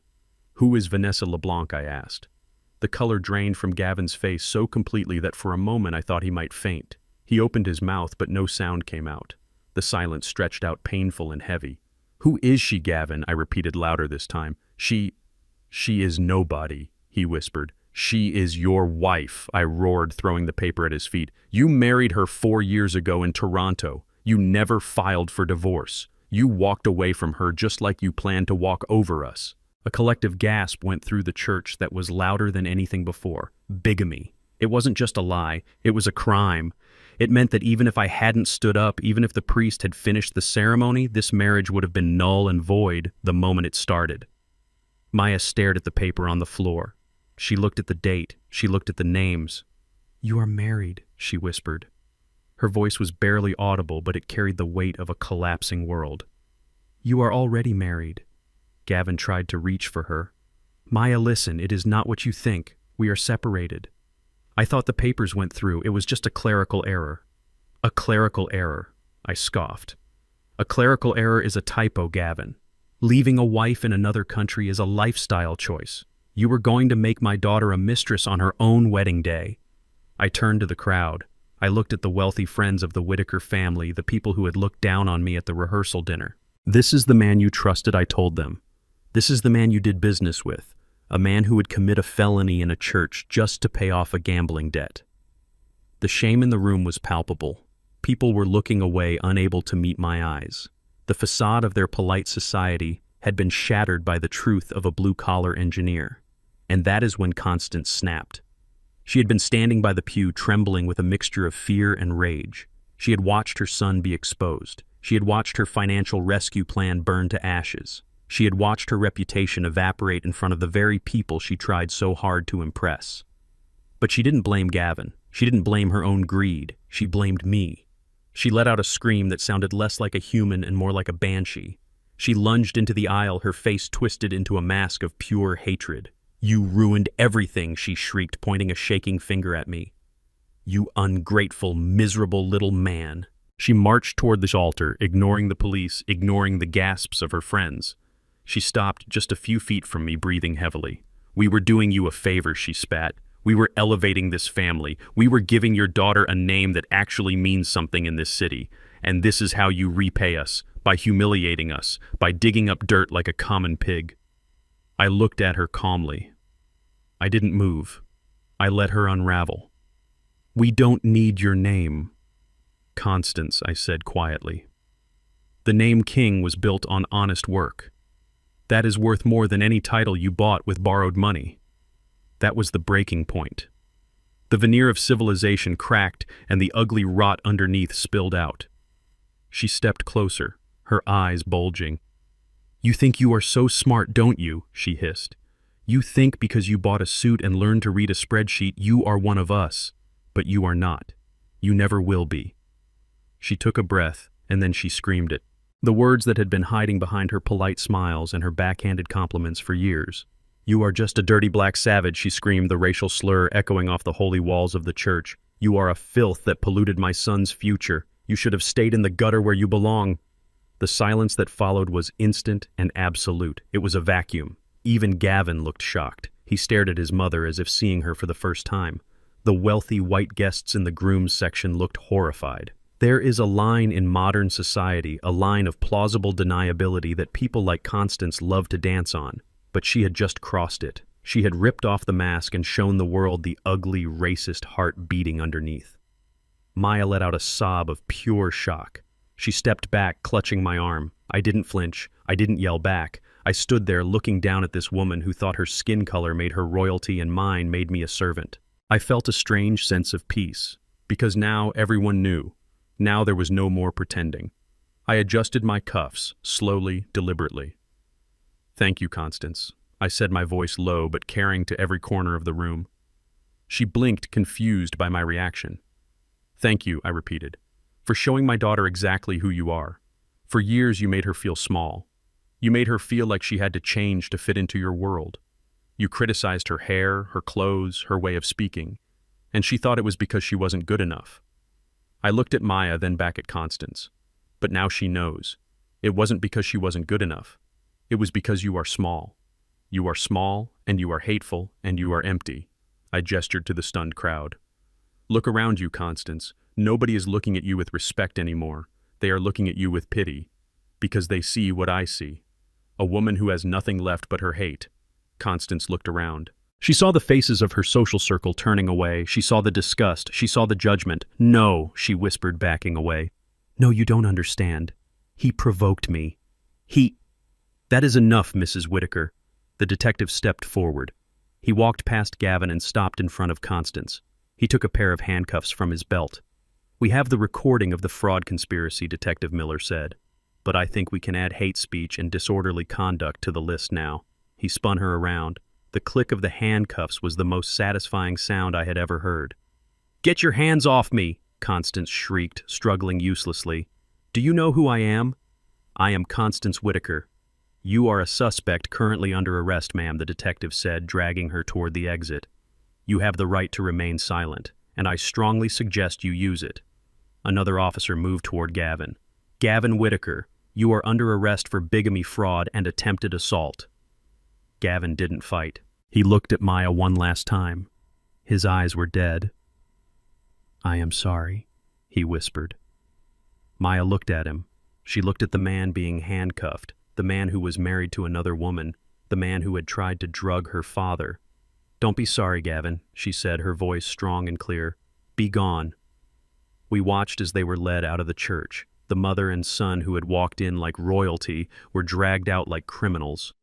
The heavy doors slammed shut behind them, leaving only the echo of their disgrace. I turned to the congregation. "I am sorry for the disruption," I said. "I know you all came for a wedding." I looked at the altar where the priest was still standing, mouth agape, holding the Bible. But sometimes I continued looking at my daughter, who was wiping her tears and standing taller than she ever had before. Sometimes you have to burn down the house to kill the rats. Maya squeezed my hand. I looked at the empty space where Gavin had stood. The nightmare was over. The fever had broken. "Let's go home, Dad," she said. And for the first time in months, I knew that home would actually be safe. The air in the church was thick with the dust of a collapsed empire. The police officers had their hands on Gavin's shoulders, ready to drag him away, but the scene wasn't over. Not yet.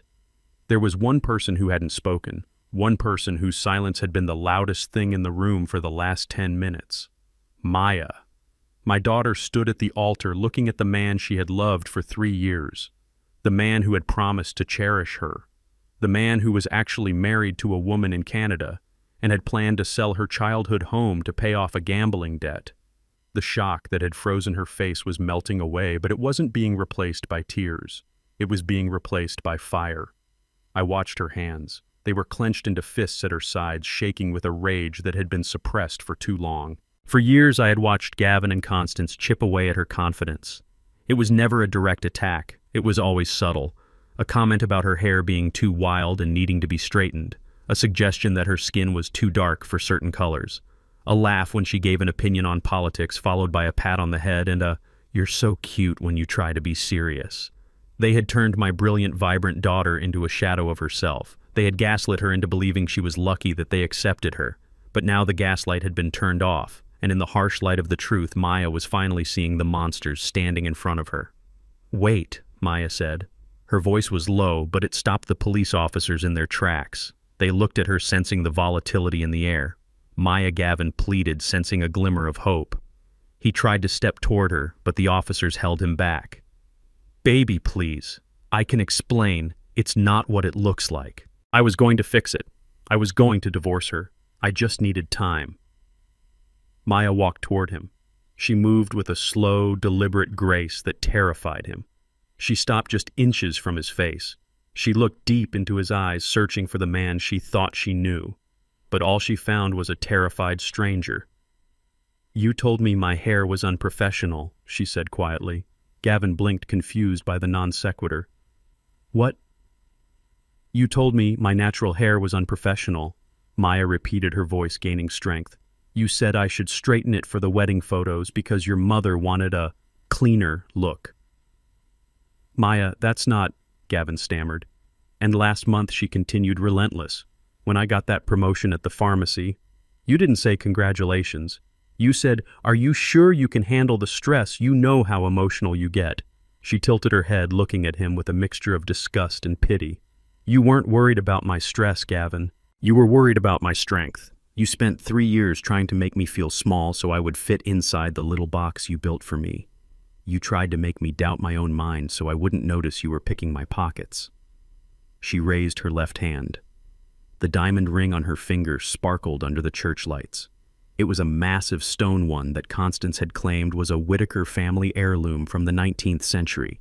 "And this," Maya said, looking at the ring, "you told me this was your great-grandmother's. You told me it was priceless." I stepped forward then. I hadn't wanted to interrupt her moment, but there was one last nail to put in the coffin. "Maya," I said gently, "check the inscription inside the band." She looked at me, then took the ring off her finger. She held it up to the light, squinting at the inner curve of the metal. "It doesn't say Whittaker," I told her. "It says made in China. And that stone isn't a diamond, it is moissanite. I had a jeweler look at the insurance photos you sent me. It is worth about $200. Maya looked at the ring, then at Gavin. The lie was so petty, so unnecessary, yet so symbolic of their entire relationship. Everything was fake. The love, the promises, the family history, even the jewelry. It was all just costume jewelry and cubic zirconia disguised as royalty. Gavin hung his head. He had run out of excuses. He had run out of lies. Maya laughed. It was a short, sharp sound devoid of humor. "I felt so lucky," she whispered. "I felt so lucky that a man like you wanted a woman like me. That's what your mother always said, isn't it? That I was marrying up."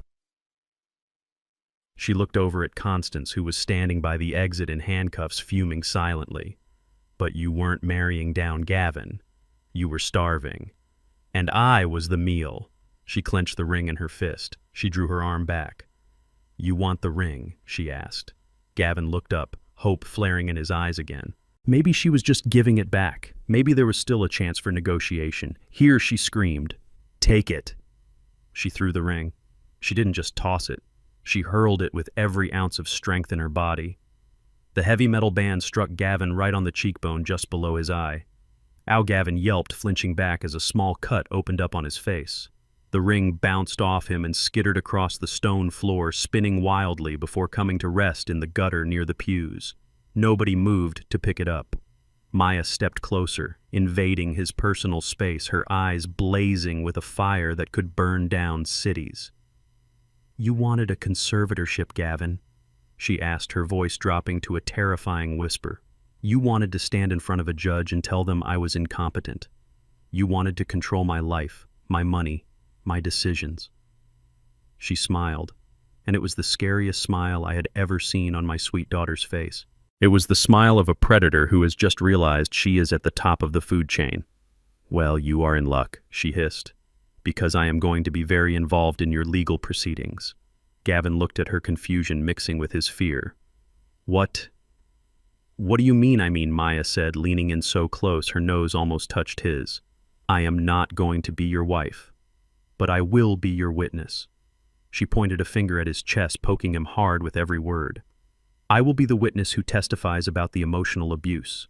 I will be the witness who hands over every text message, every email, every bank transfer you tried to hide. I will be the witness who looks the judge in the eye and tells them exactly how you tried to drug my father. She stood back, straightening her spine, looking 10 feet tall. I am going to protect you, Gavin, she said, her voice dripping with irony. I am going to protect you from ever hurting another woman again. I am going to protect society from you. I will make sure you get the maximum sentence. I will make sure you rot in a cell where the only thing you control is what time you turn out the lights. She turned to the police officers. Get him out of my sight, she commanded, before I forget that I am a lady and finish what that ring started. The officers nodded, their faces grim with respect. Let's go, Whitaker, one of them said, shoving Gavin toward the door. Gavin stumbled, his legs weak. He looked back at Maya one last time, his eyes filled with regret. But it wasn't regret for hurting her. It was regret for losing the game. Maya didn't look back. She turned around and walked toward me. She didn't run. She didn't collapse. She walked with the steady, rhythmic stride of a queen. She reached me and took my hand. Her palm was warm and dry. She squeezed my fingers and I squeezed back. I am sorry I didn't listen to you sooner, Daddy, she whispered. I pulled her into a hug, kissing the top of her head. You listened when it mattered, baby, I said. You woke up. That is all that counts. I looked over her shoulder at the empty doorway where the police had taken the trash out. The church was quiet now. The drama was over. But as I looked at my daughter standing strong in her ruined wedding dress, I knew that her story was just beginning. She had walked into this church a victim. She was walking out a survivor. And God help anyone who tried to mess with the King family again. The sirens outside weren't just background noise anymore. They were a symphony, a loud, wailing symphony that signaled the end of the Whitaker charade. The heavy wooden doors of the church, which had been closed to seal us in with lies, were pushed open with a heavy thud. The light from the street spilled in, cutting through the dim, candlelit atmosphere of the sanctuary. 2 uniformed officers stepped in first, their hands resting near their belts, their faces impassive. Behind them walked Detective Miller. I had met Miller years ago on a job site where some equipment was stolen. He was a good man, a man who didn't care about the cut of your suit, only the content of your character. Today he looked like the Angel of Death if the Angel of Death wore a cheap polyester suit and carried a badge. Gavin saw them and his knees actually knocked together. I had read about that in books, knees knocking in fear, but I had never seen it happen in real life. It was pathetic. He looked at the open side door of the sacristy, thinking about running, but another officer had already moved to block that exit. He was trapped. The rat was finally in the cage. Detective Miller walked down the center aisle. His footsteps were heavy and deliberate. He didn't rush. He didn't need to. He knew, and I knew, that the game was over. The guests who were still standing in shock from Maya's explosion parted like the Red Sea to let him pass. They stared at him, then back at Gavin, connecting the dots in real time. Miller stopped at the base of the altar steps. He looked up at Gavin, then nodded at me. "Mr. King Miller," said his voice rough like gravel. "Sorry we're late. Traffic on the bridge." "You're right on time, detective," I replied, stepping back to give him room. Miller turned his gaze to Gavin. Gavin tried to straighten up, tried to summon some of that arrogant tech bro confidence he had worn so easily an hour ago. But the mask was shattered. He just looked like a boy caught with his hand in the cookie jar, except the cookie jar was a $5 million fraud scheme. "Gavin Whitaker," Miller asked, though it wasn't really a question. "This is a misunderstanding," Gavin squeaked. His voice cracked. I can explain. It's a civil matter. It's a dispute between business partners. You have no jurisdiction here. This is a wedding, for God's sake." Miller pulled a folded piece of paper from his jacket pocket. "I have a warrant here issued by the district attorney's office," Miller said calmly. "It lists bank fraud, wire fraud, and identity theft. And thanks to the evidence Mr. King provided this morning, we're adding attempted assault and administering a controlled substance without consent." Gavin's face went white. He looked at Constance. "Mother, do something. Call the senator. Call anyone." Constance was shaking. She was still in shock from being called out by Maya by the room, but the sight of the police snapped her back to reality. She lunged forward, grabbing Miller's arm. "You cannot arrest him," she shrieked. "Do you know who we are? We are the Whitakers. My husband built the skyline of this city. You are making a terrible mistake, officer. I will have your badge. I will have your pension." Miller looked at her hand on his arm. He looked at it with the same expression one might look at a piece of gum stuck to a shoe. "Ma'am, take your hand off me," Miller said. His voice was low, dangerous. "Or you'll be joining him in the back of the cruiser for obstruction of justice." Constance snatched her hand back as if she had been burned. She stepped back, clutching her pearls, her mouth opening and closing like a fish. Miller signaled to the uniformed officers. "Secure him." The officers moved up the steps. Gavin tried to back away, stumbling over the train of Maya's discarded wedding dress. It was a poetic image tripped up by the very symbol of the woman he tried to use. "Don't touch me," Gavin yelled, swatting at the officers. "I didn't do anything." "It's him. It's the old man. He's crazy. He's framing me." One of the officers, a burly man who looked like he wrestled bears on the weekend, grabbed Gavin's wrist and spun him around. He slammed Gavin's chest against the stone altar, not hard enough to injure, but hard enough to knock the wind out of him. "Gavin Whitaker, you are under arrest," the officer recited the Miranda rights, the words echoing off the vaulted ceiling. "You have the right to remain silent. Anything you say can and will be used against you in a court of law."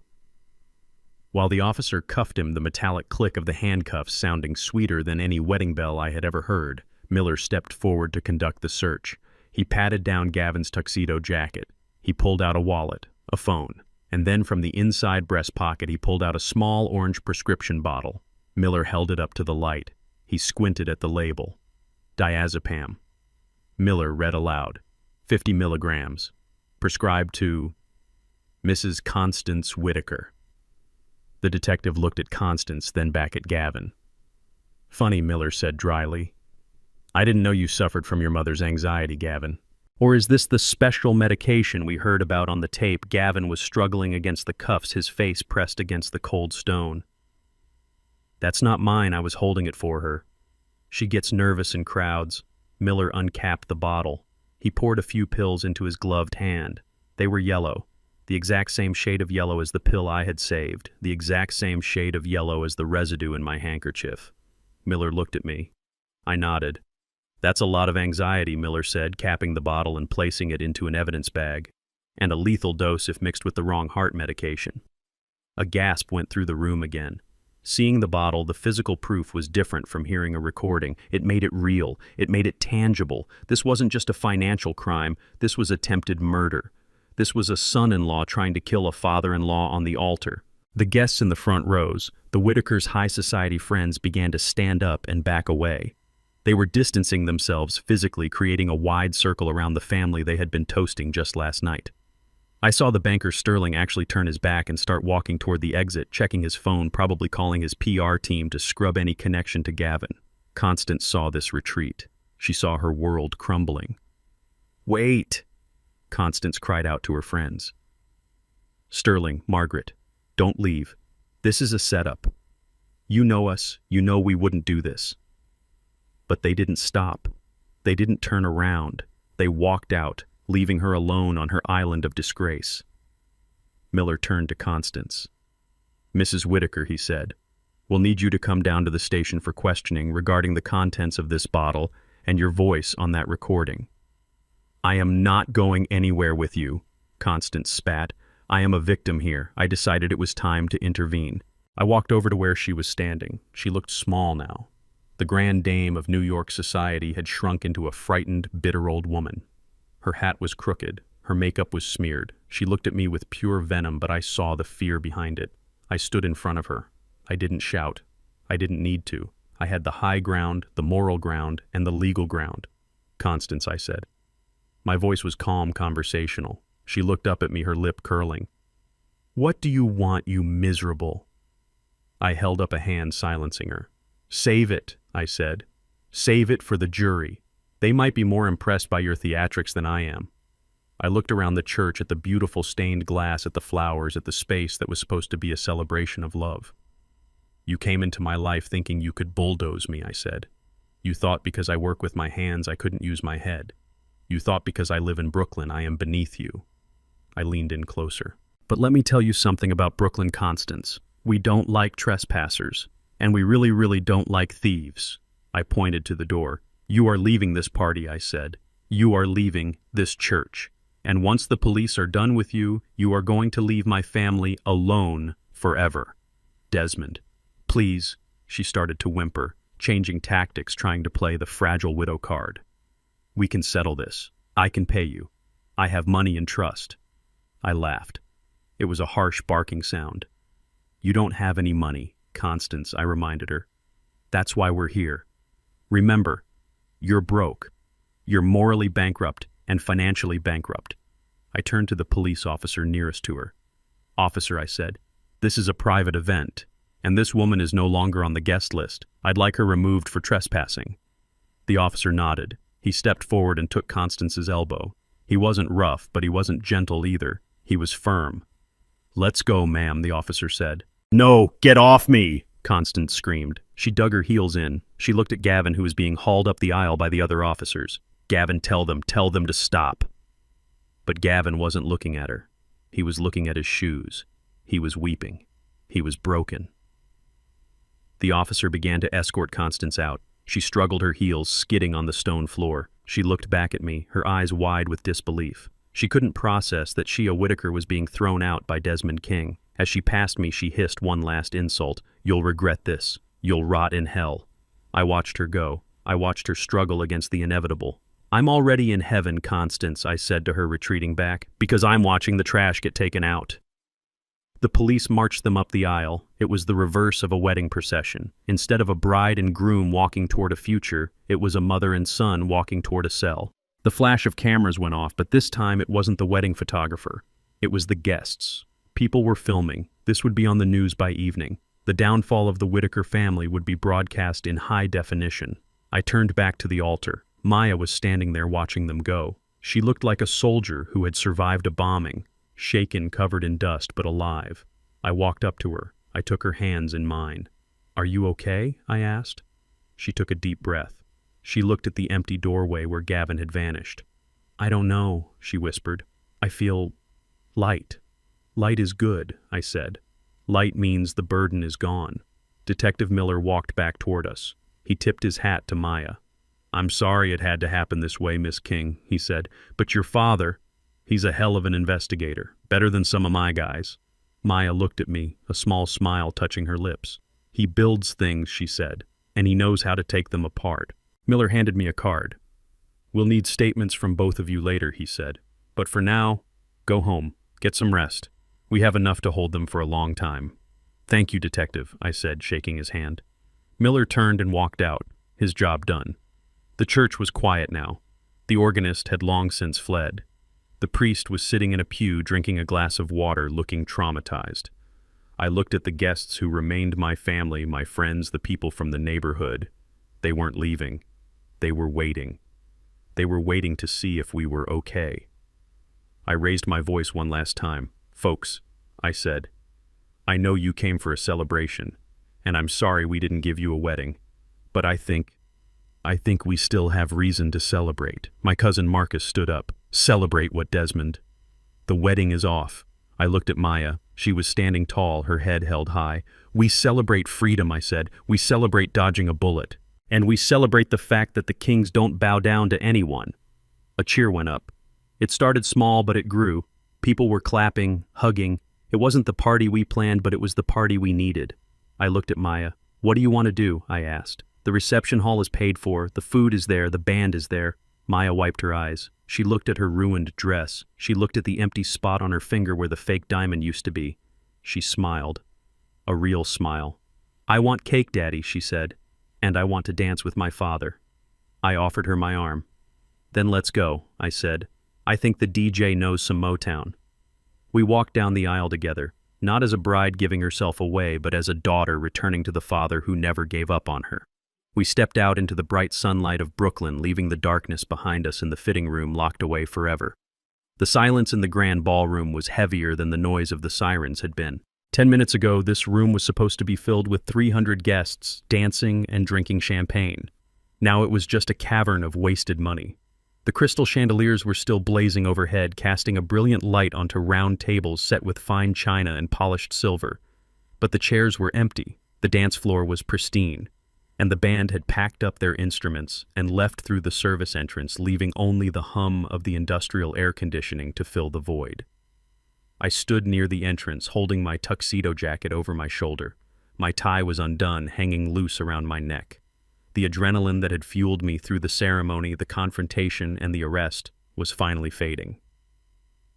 In its place was a bone-deep exhaustion. I felt every one of my 72 years. My knees ached. My hands felt heavy. But my mind was clear. I looked across the room to the head table. It was set on a raised platform decorated with an arch of white orchids that probably cost more than my first car. Sitting there all alone in the center of that floral extravagance was Maya. She was still wearing her wedding dress, though the train was gathered up in a messy pile on the floor next to her. She had kicked off her heels. Her head was resting on her arms, which were folded on the crisp white tablecloth. Her shoulders were shaking. The sound of her weeping was soft, a low, mournful keen that echoed off the empty walls. I walked toward her. My footsteps on the marble floor sounded loud and intrusive. I walked past the buffet tables, where huge silver platters of lobster and prime rib sat untouched, getting cold. I walked past the 5-tier wedding cake, a towering monument of fondant and sugar that no one had cut. It looked ridiculous now, a celebration for a marriage that had been dead on arrival. I climbed the steps to the platform and pulled out the chair next to her, the chair that was meant for the groom. I sat down. Maya didn't look up.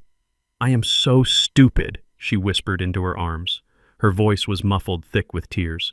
"I am so incredibly stupid." I reached out and placed my hand on her shoulder.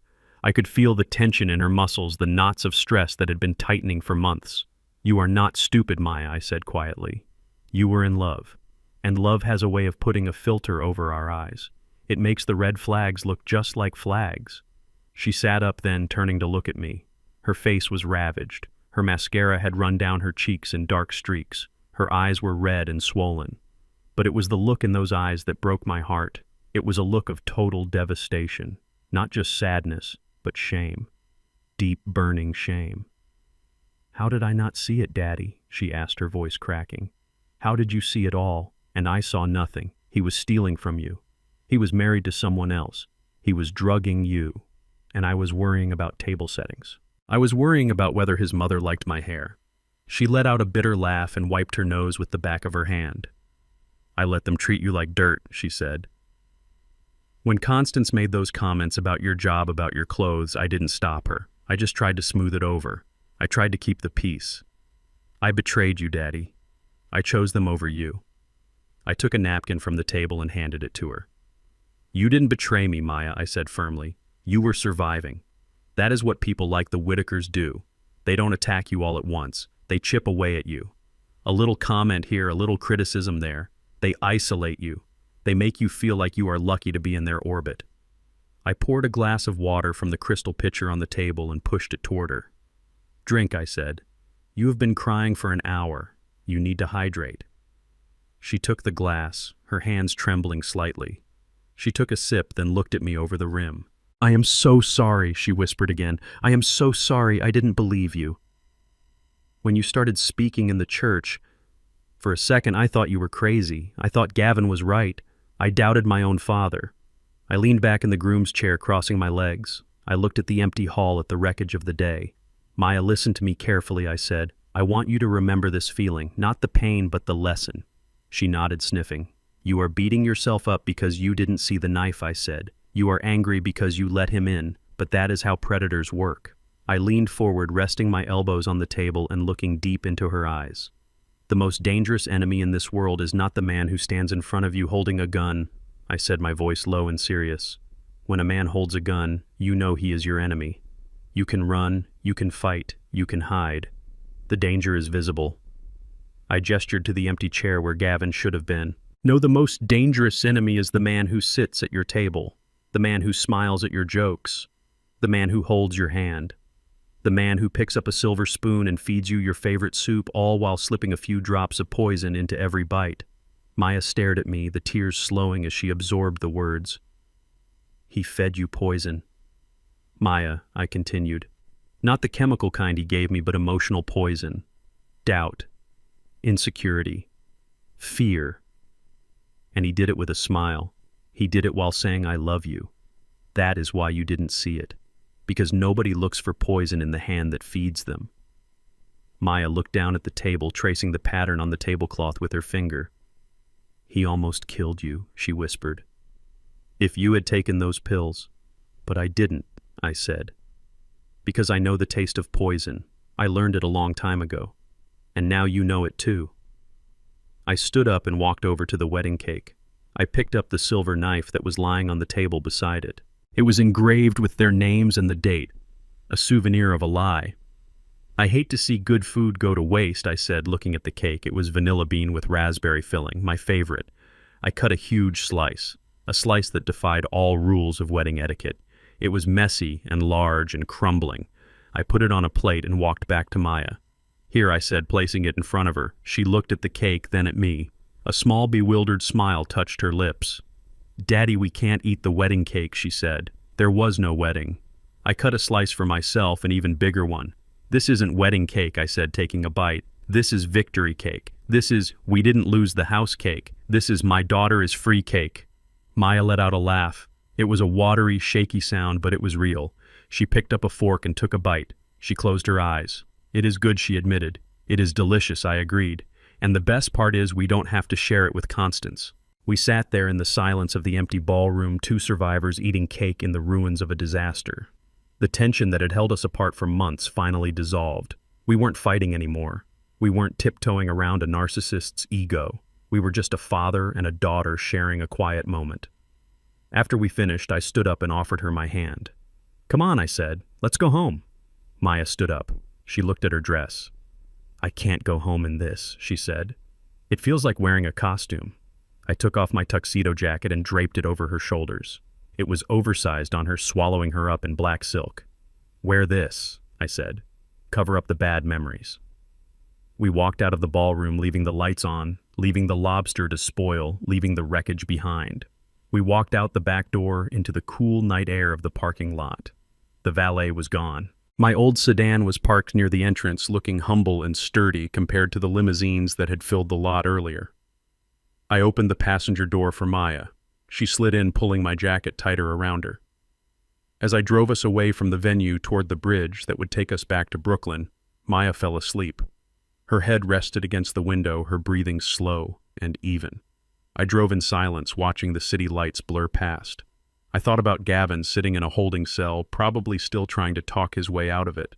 I thought about Constance realizing that her social currency had no value in the booking room. And then I looked at my daughter sleeping peacefully beside me. We had won. It had been a long, ugly battle, but we had won. I reached over and turned on the radio, low. Just a hum of jazz to keep me company. The storm was over. The night was long, but for the first time in a long time, I wasn't afraid of the morning. I knew that when the sun rose tomorrow, it would shine on a house that was truly ours, a house with no secrets, no debts, and no poison. I steered the car onto the bridge, the tires humming against the asphalt. We were going home. 3 months had passed since the day I stopped the wedding. You would think that after being arrested in front of 300 people, Gavin and Constance Whitaker would have the decency to disappear. You would think that shame would drive them into hiding. But I learned a long time ago that people like them don't feel shame. They only feel entitlement. And when you take away what they think is theirs, they don't apologize. They attack. It was a rainy Tuesday morning in March when the process server knocked on my door. He didn't look like a threat. He looked like a bored college kid in a windbreaker, but the thick envelope he handed me was a declaration of war. I opened it at the kitchen table while Maya made coffee. I read the cover letter and I felt my blood pressure rise. It wasn't a criminal summons. It was a civil lawsuit. Gavin and Constance Whitaker were suing me. Maya looked over my shoulder and gasped. Defamation, illegal recording, invasion of privacy. Daddy, they are suing us for $10 million. I kept reading. It was a masterpiece of legal fiction. They claimed that the recording in the fitting room was obtained illegally, violating their expectation of privacy. They claimed that my accusations of bigamy were unproven and malicious, causing Gavin irreparable professional harm and severe emotional distress. They claimed that I had manipulated the video evidence. They were throwing everything at the wall to see what would stick. I called Saul Weinstein immediately. We met in his office an hour later. Saul looked tired. He had the papers spread out on his desk. They hired firm of Fletcher and Sterling. Saul said, rubbing his temples, "They are sharks, Desmond. Expensive sharks. They are going to argue that the fitting room was a private space, making the recording inadmissible in court. If the judge agrees, the fruit of the poisonous tree doctrine applies. The recording goes away, and without the recording, it is your word against theirs." "But what about the truth?" Maya asked, her voice trembling. "Gavin is a bigamist. We have the marriage certificate. They are arguing that the marriage certificate is a forgery," Saul explained. "Or that Gavin believed he was divorced. They are going to drag this out for years, Maya. They are going to drain your father's bank account with legal fees until he has no choice but to settle. That is their strategy. They don't want justice. They want a payout." I sat back in my chair and looked out the window at the Manhattan skyline. The rain was hammering against the glass. I thought about Constance Whitaker. I could imagine her sitting in her lawyer's office wearing a new hat, thinking she had finally outsmarted the laborer. She thought this was a game of attrition. She thought she had deeper pockets than I did. She was wrong. I turned to Maya. "Do you trust me?" I asked. She looked at me surprised. "Of course, Daddy. Then I need you to go wait in the reception area for a moment. I need to discuss something with Saul." "Client privilege." Maya hesitated, then nodded and left the room. When the door clicked shut, I reached into my briefcase. I didn't pull out a legal document. I pulled out a black leather portfolio that I hadn't opened in 20 years. I slid it across the desk to Saul. "Saul," I said, "I want you to look at this."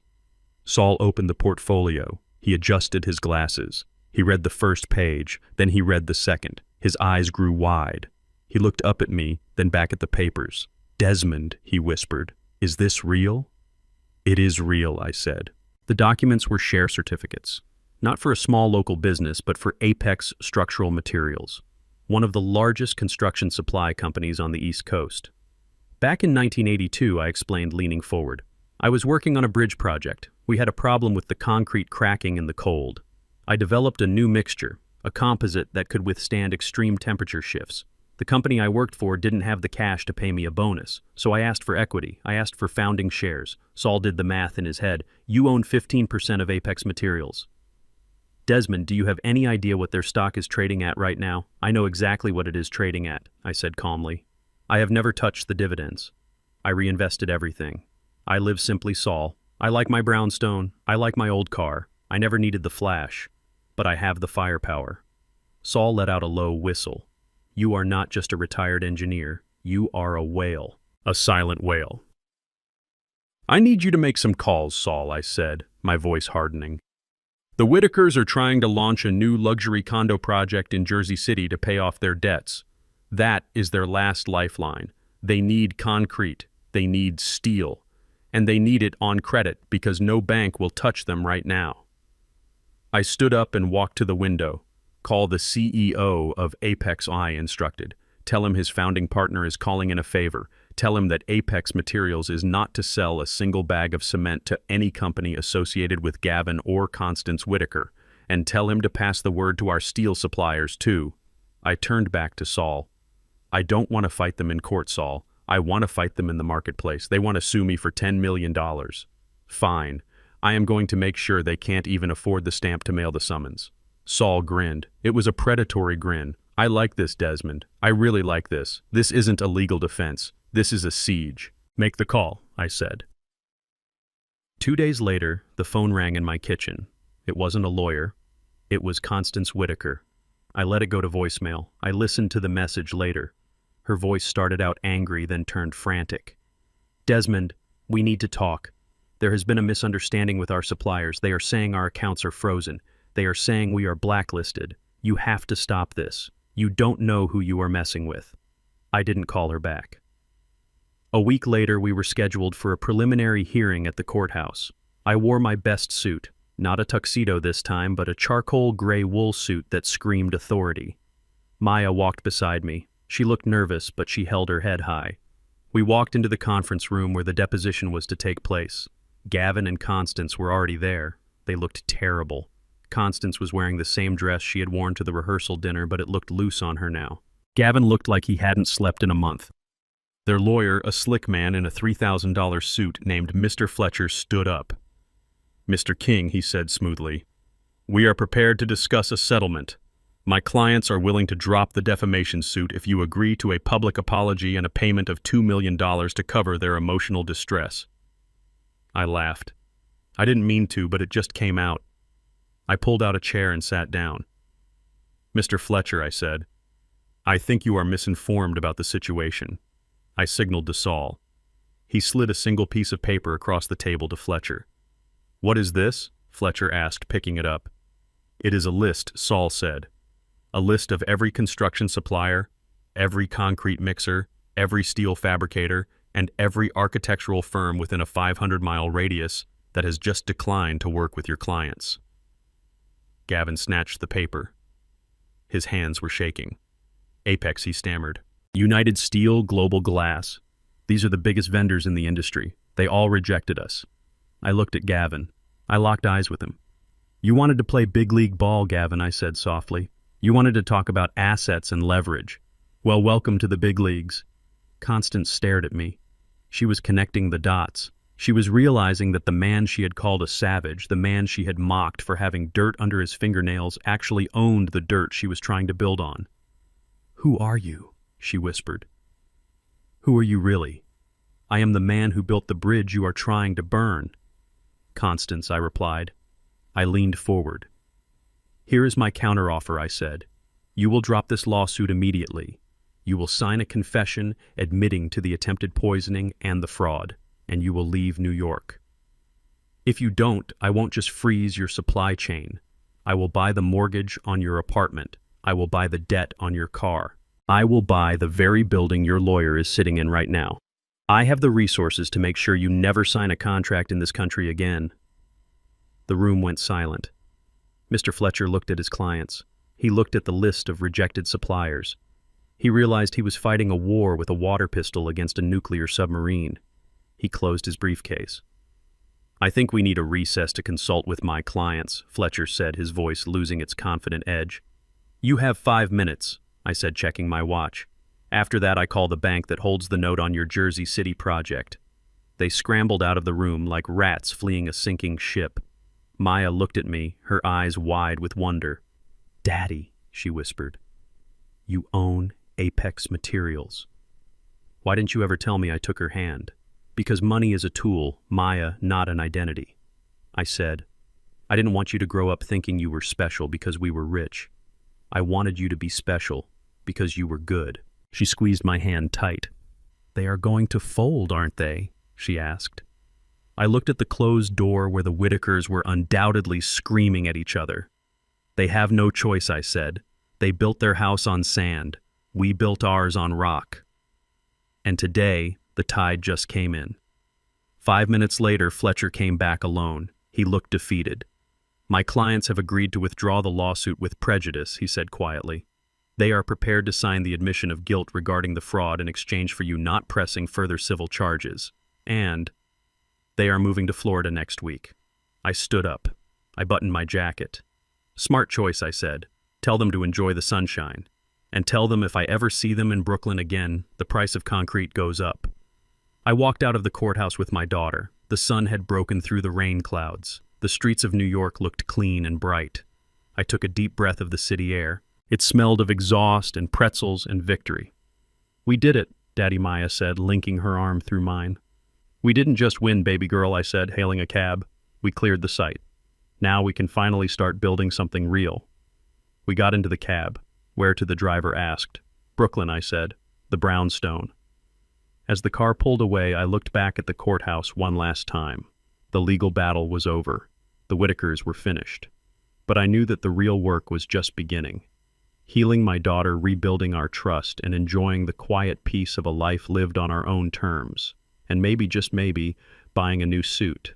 I had a feeling I might be invited to a lot more board meetings from now on. The glass walls of the conference room on the 45th floor offered a panoramic view of Manhattan. But Gavin Whitaker was not looking at the view. He was sweating. I watched him from the monitors in the adjacent room, my hand resting on the control panel. He was pacing back and forth, adjusting his tie, checking his watch, and wiping his palms on his trousers. He looked like a man who was drowning and had just seen a piece of driftwood.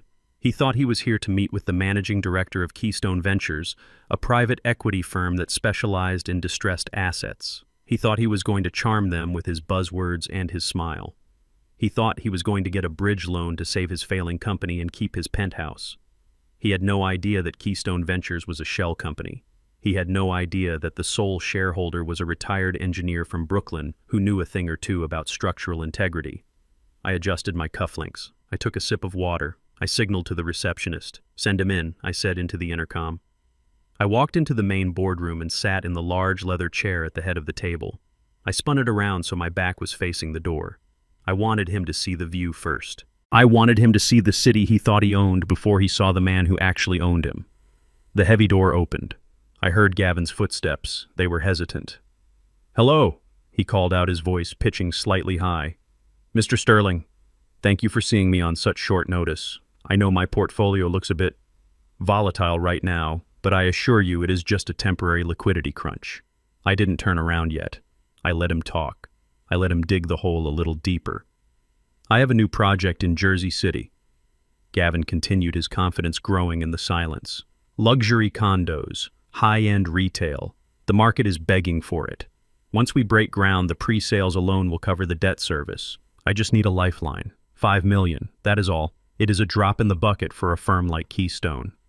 I smiled at the reflection in the window. A lifeline. He didn't want a lifeline. He wanted a miracle. "And what about the legal issues?" the voice of my lawyer, Saul Weinstein, asked from the corner of the room. "We heard rumors of fraud. Bigamy." Gavin laughed. It was a nervous, dismissive sound. "Oh, that is all cleared up. Just a misunderstanding with a difficult ex-father-in-law. He was senile, confused. We settled out of court just to make him go away. It has no bearing on my ability to run a company. That was the trigger. He called me senile again. He called the destruction of my daughter's heart a misunderstanding." I tapped the armrest of the chair. "Is that so?" I said, my voice low and gravelly. Gavin stopped. The room went silent. He recognized the voice. "Mr. Sterling?" he asked, uncertainty creeping in. I slowly spun the chair around. I didn't smile. I didn't scowl. I looked at him with the flat, emotionless gaze of a banker foreclosing on a property. "Hello, almost son-in-law," I said. Gavin stumbled back as if he had been physically struck. He grabbed the back of a chair to steady himself. His face went from flush to chalk white in a heartbeat. "You," he whispered. What are you doing here? Where is Mr. Sterling?" "Mr. Sterling is an employee, Gavin," I said, gesturing to the empty seat at the other end of the table. "I am the owner." Gavin looked around the room, his eyes wide with panic. "You own Keystone. But that is impossible. You are a construction worker. You are—" "I am the man who buys bad debt," I interrupted. And yours, Gavin, is the worst debt I have ever seen. I picked up a thick file from the table and dropped it with a heavy thud. Your investors were desperate, Gavin. They wanted out. They were terrified of the fraud charges. They were terrified of the bankruptcy. So when Keystone Ventures offered to buy your debt for 10 cents on the dollar, they didn't just say yes. They thanked me. I leaned forward, steepling my fingers. Do you know what that means, Gavin? He shook his head, mute with shock. It means I am not your father-in-law, I said. I am not your victim. I am your senior creditor. I own your company. I own your outstanding loans. I own the shirt on your back. And as of this morning, I slid a foreclosure notice across the polished mahogany table. I own the penthouse. Gavin looked at the paper. It was an immediate eviction notice. No, he gasped. You can't. That is my home. My mother lives there. Your mother lives in a property that was used as collateral for a business loan that is now in default. I corrected him, cold and precise. The terms of the loan were very specific. In the event of a criminal indictment or a failure to secure insurance, the lender has the right to accelerate the debt and seize collateral immediately. I stood up and walked over to him. He shrank away from me, terrified. You have no insurance, Gavin, I said. Nobody will insure a fraud, and you certainly have an indictment, so I am calling in the loan. But where will we go? He pleaded, tears welling in his eyes. We have nowhere. The accounts are frozen. I looked at him, and for a brief second I remembered the day he asked for my daughter's hand. I remembered how he had looked me in the eye and promised to take care of her. I hear Florida is nice this time of year, I said, echoing his lawyer's words. Or maybe you can stay with your wife in Canada. Oh wait, I heard she filed for an annulment yesterday. Gavin sank into the chair, burying his face in his hands. Why are you doing this? He sobbed. You have the money. You have the power. Why do you have to destroy us completely? Isn't it enough that you stopped the wedding? I walked to the window, looking out at the city that Constance Whitaker claimed her husband had built. It is not about revenge, Gavin, I said softly. It is about restitution. I turned back to him. You tried to take my house. You tried to put me in a home. You tried to steal my dignity because you thought old people were useless. You thought we were just resources to be drained. I picked up the phone on the conference table. Security, I said into the receiver. Please escort Mr. Whitaker out of the building and make sure he hands over his key fob. 2 large guards entered the room. They hauled Gavin up by his arms. He was limp, defeated, a broken man. As they dragged him to the door, he looked back at me one last time. What are you going to do with it? He asked, his voice hollow. The penthouse. Are you going to live there? Are you going to move into my home just to spite me? I laughed. Live there, I asked, in that mausoleum of bad taste. No, Gavin. I have a home. A real home in Brooklyn. I walked over to the architectural model of the city that sat in the corner of the room. I pointed to the building where his penthouse was located. I am donating it, I said. Gavin blinked, confused. Donating it? To who? A charity. To the King Center for Elder Justice, I said, savoring the words. I walked closer to him so he wouldn't miss a single syllable. I am turning your luxury bachelor pad into a legal aid clinic, a place where old people like me can come for free legal help when predators like you try to scam them. Gavin's jaw dropped. The irony hit him like a physical blow. His sanctuary of greed was going to become a fortress against greed. Every time you walk past that building, Gavin, I continued, relentless. Every time you look up at those windows, I want you to remember that it is no longer a place where plans are made to hurt people. It is a place where people are protected from you. The guards pulled him through the doorway. Goodbye, Gavin, I said. He didn't answer. The doors closed, sealing him out of his old life forever. I stood alone in the boardroom. I felt a deep sense of satisfaction. It wasn't the hot rush of anger I had felt in the church. It was the cool, steady hum of a job well done. It was the feeling of seeing a bridge pass its final safety inspection. I picked up my phone and dialed Maya. Daddy, she answered on the first ring. Did it happen? It is done, baby girl, I said, watching the traffic far below. How did he take it? She asked. About as well as expected, I said. But the important thing is the papers are signed. The King Center is a go. I could hear her smile through the phone. "I am so proud of you, Daddy," she said. "I am proud of us," I said. I packed up my briefcase. I took one last look at the view. The city looked different from up here. It looked orderly. It looked manageable. I walked out of the office. I didn't need to stay. I had a brownstone to get back to. I had a garden to tend. And I had a life to live. A life that belonged to me and no one else. As I stepped into the elevator, I caught my reflection in the mirrored doors. I straightened my tie. Desmond King I whispered to myself, "You still got it." The elevator descended, taking me back down to the ground, back to the earth, back to the real world where concrete and steel and truth were the only things that mattered. And I was ready for whatever came next. They say living well is the best revenge, but I have to admit that watching your enemies live poorly is a close second. I didn't actively stalk Gavin and Constance Whitaker. I didn't need to. When people fall from that height, the crash makes a sound that echoes all over the city. But 6 months after the non-wedding, I decided to take a drive. I wasn't looking for trouble. I was looking for closure. I drove my old sedan out to a neighborhood in the far reaches of Queens. It was a place where the subway line ended and the buildings were gray boxes of crumbling brick. I parked across the street from a basement apartment building. The windows were barred and a neon sign for a 24-hour laundromat flickered, buzzing incessantly right next to their front door. I watched as Gavin Whitaker came home. He wasn't driving a luxury car. He wasn't even taking a taxi. He was riding an electric bicycle wearing a neon green vest with the logo of a food delivery app on the back. It was raining a cold, miserable drizzle, and he was soaked to the bone. The man who had worn a $3,000 tuxedo to try and steal my house was now peddling sandwiches to pay his rent. He locked his bike to a rusty railing, fumbling with the chain because his hands were shaking from the cold. He looked thin. Not the fit Jim honed thin of his past life, but a gaunt, hollowed-out thinness that comes from stress and cheap food. As he opened the door, I could hear the voice of Constance Whitaker drifting up from the basement. Even stripped of her wealth, she hadn't lost her volume.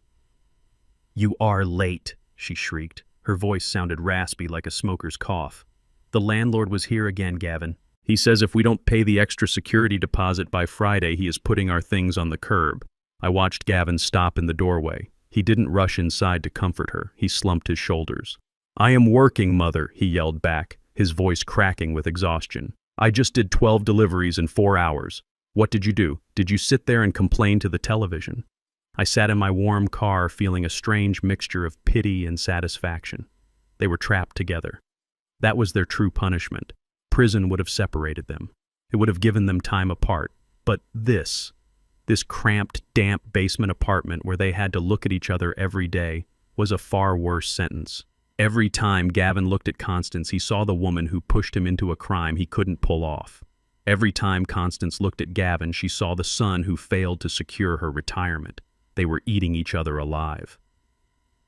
I rolled down my window just an inch to hear better. "I did not raise you to be a delivery boy," Constance screamed. "I raised you to be a CEO. You had it all, Gavin. You had the girl, you had the house, and you threw it away because you couldn't keep your mouth shut about that wife in Canada."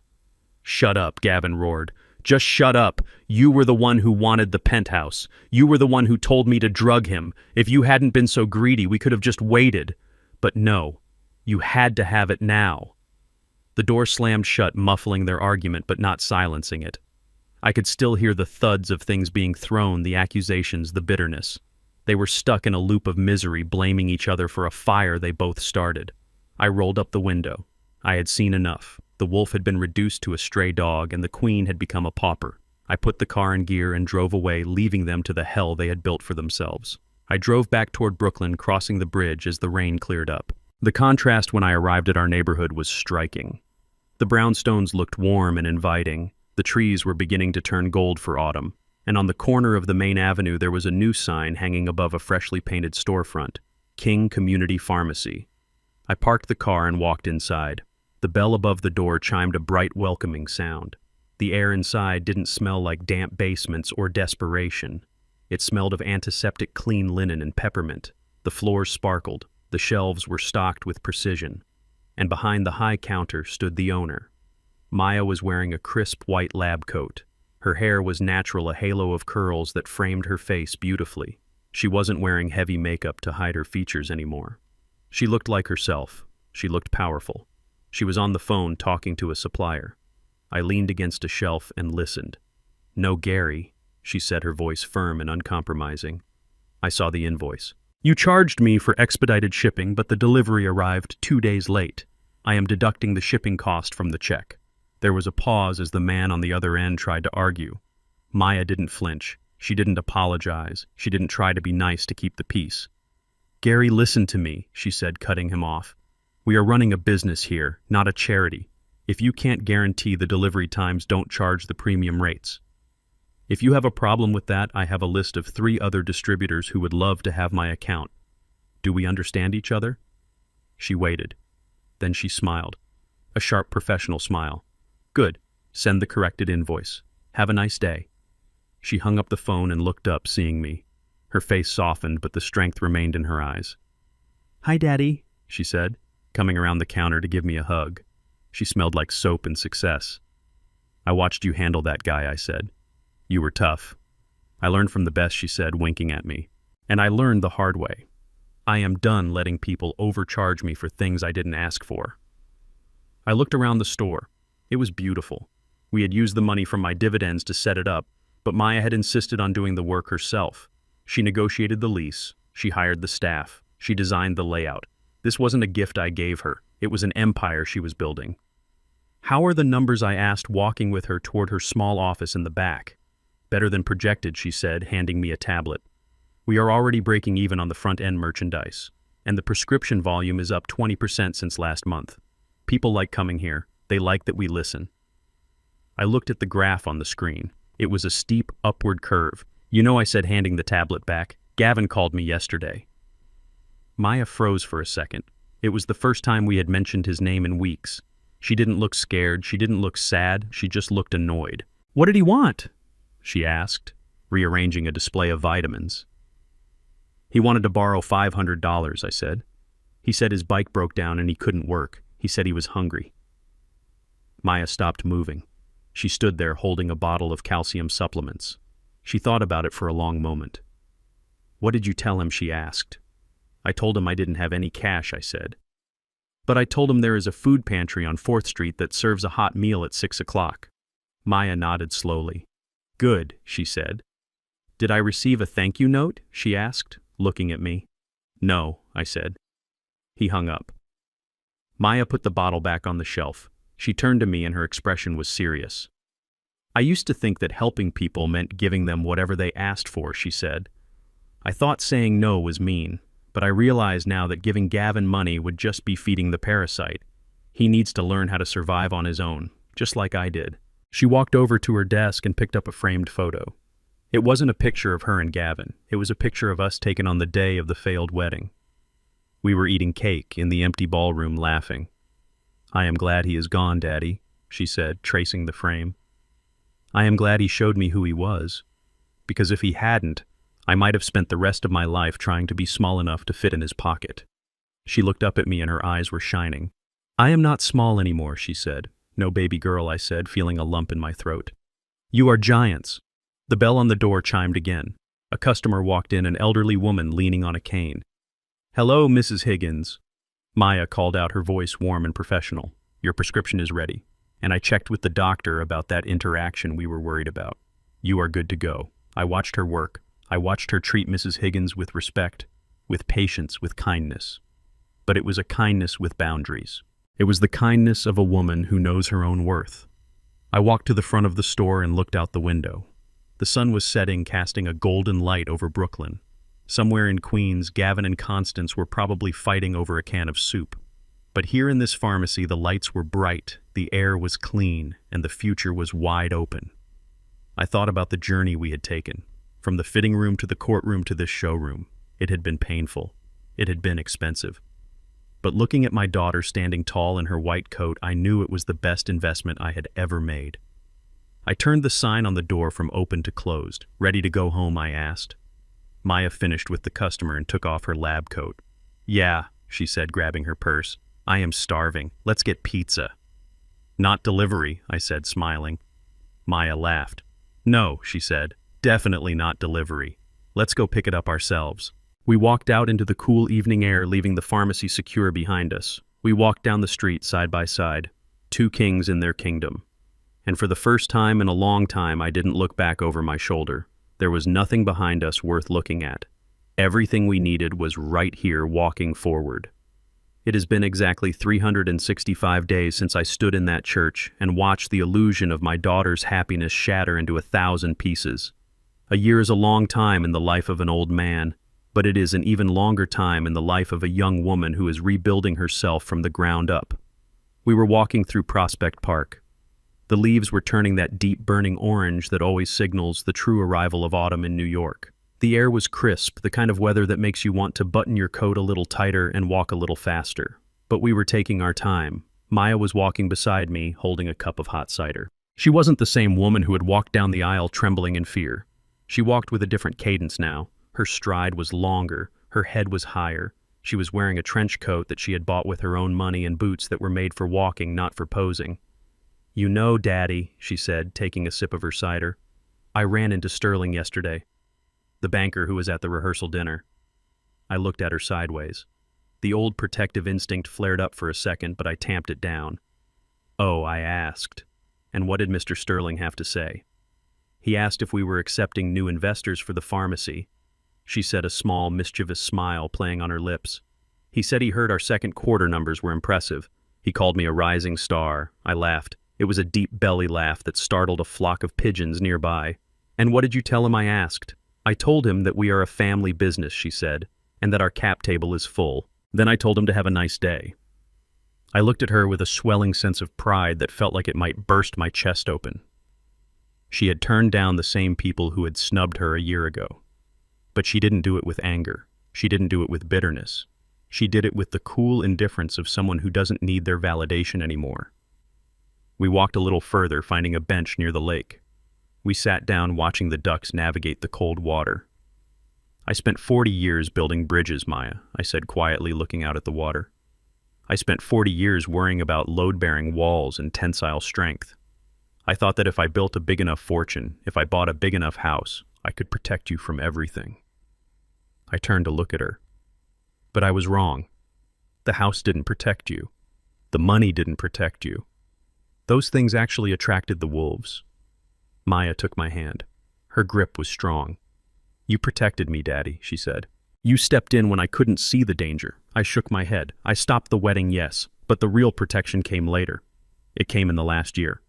It came when I stepped back and let you handle the contractors for the store. It came when I let you fire that supplier who was cheating us. It came when I stopped trying to carry you and started teaching you how to climb." I realized something profound sitting on that bench. For years, I had been obsessed with my estate plan. I had spent hours with Saul Weinstein, drafting trusts and wills, terrified that someone would steal my money after I was gone. But looking at Maya, I realized that my legacy wasn't the brownstone. It wasn't the shares in Apex Materials. It wasn't the bank accounts. My legacy was sitting right next to me. My legacy was her spine. My legacy was her ability to look a liar in the eye and say no. My legacy was the fact that she would never again let a man make her feel small. We sat there for a long time, just breathing in the cold air, enjoying the peace. There was no drama. There were no secrets. Just a father and a daughter and the truth. "Come on," she said, standing up and dusting off her coat. "We have an appointment. Russo will have a heart attack if we are late." We walked out of the park and hailed a cab to the old neighborhood. Russo's custom tailors looked exactly the same as it had on that fateful afternoon a year ago. The same gold lettering on the window. The same bell that jingled when you opened the door. But the feeling inside was completely different. Last year, this shop had been a place of hiding. It had been a place of whispers and fear, where I stood in the dark trembling with rage. Today, it was bright. It was warm. And it was filled with opera music. Desmond Russo boomed, coming out from behind the counter with his arms wide open. The man of the hour. The legend of Brooklyn. He hugged me tight, smelling of fabric softener and espresso. "And Maya," he said, turning to her, "you look radiant, bellissima. Being a boss suits you." "We are here for the final fitting, Russo," I said. "Don't tell me you need more time. The gala is tonight. Time Russo scoffed. For you, Desmond, I make time stop. Come, it is ready. He led us to the back. He pulled a garment bag from the rack. But this wasn't a tuxedo for a wedding. And it wasn't black. It was a deep, rich charcoal gray made of the finest Italian wool. It was a suit for a businessman, a suit for a leader. Tonight, the Chamber of Commerce was presenting me with the Lifetime Achievement Award, not just for my engineering work, but for the community work we had done with the King Center. We had helped over 50 elderly people reclaim their assets from predatory relatives in just 6 months. The penthouse that Gavin Whitaker had coveted so much was now a bustling office full of pro bono lawyers and social workers.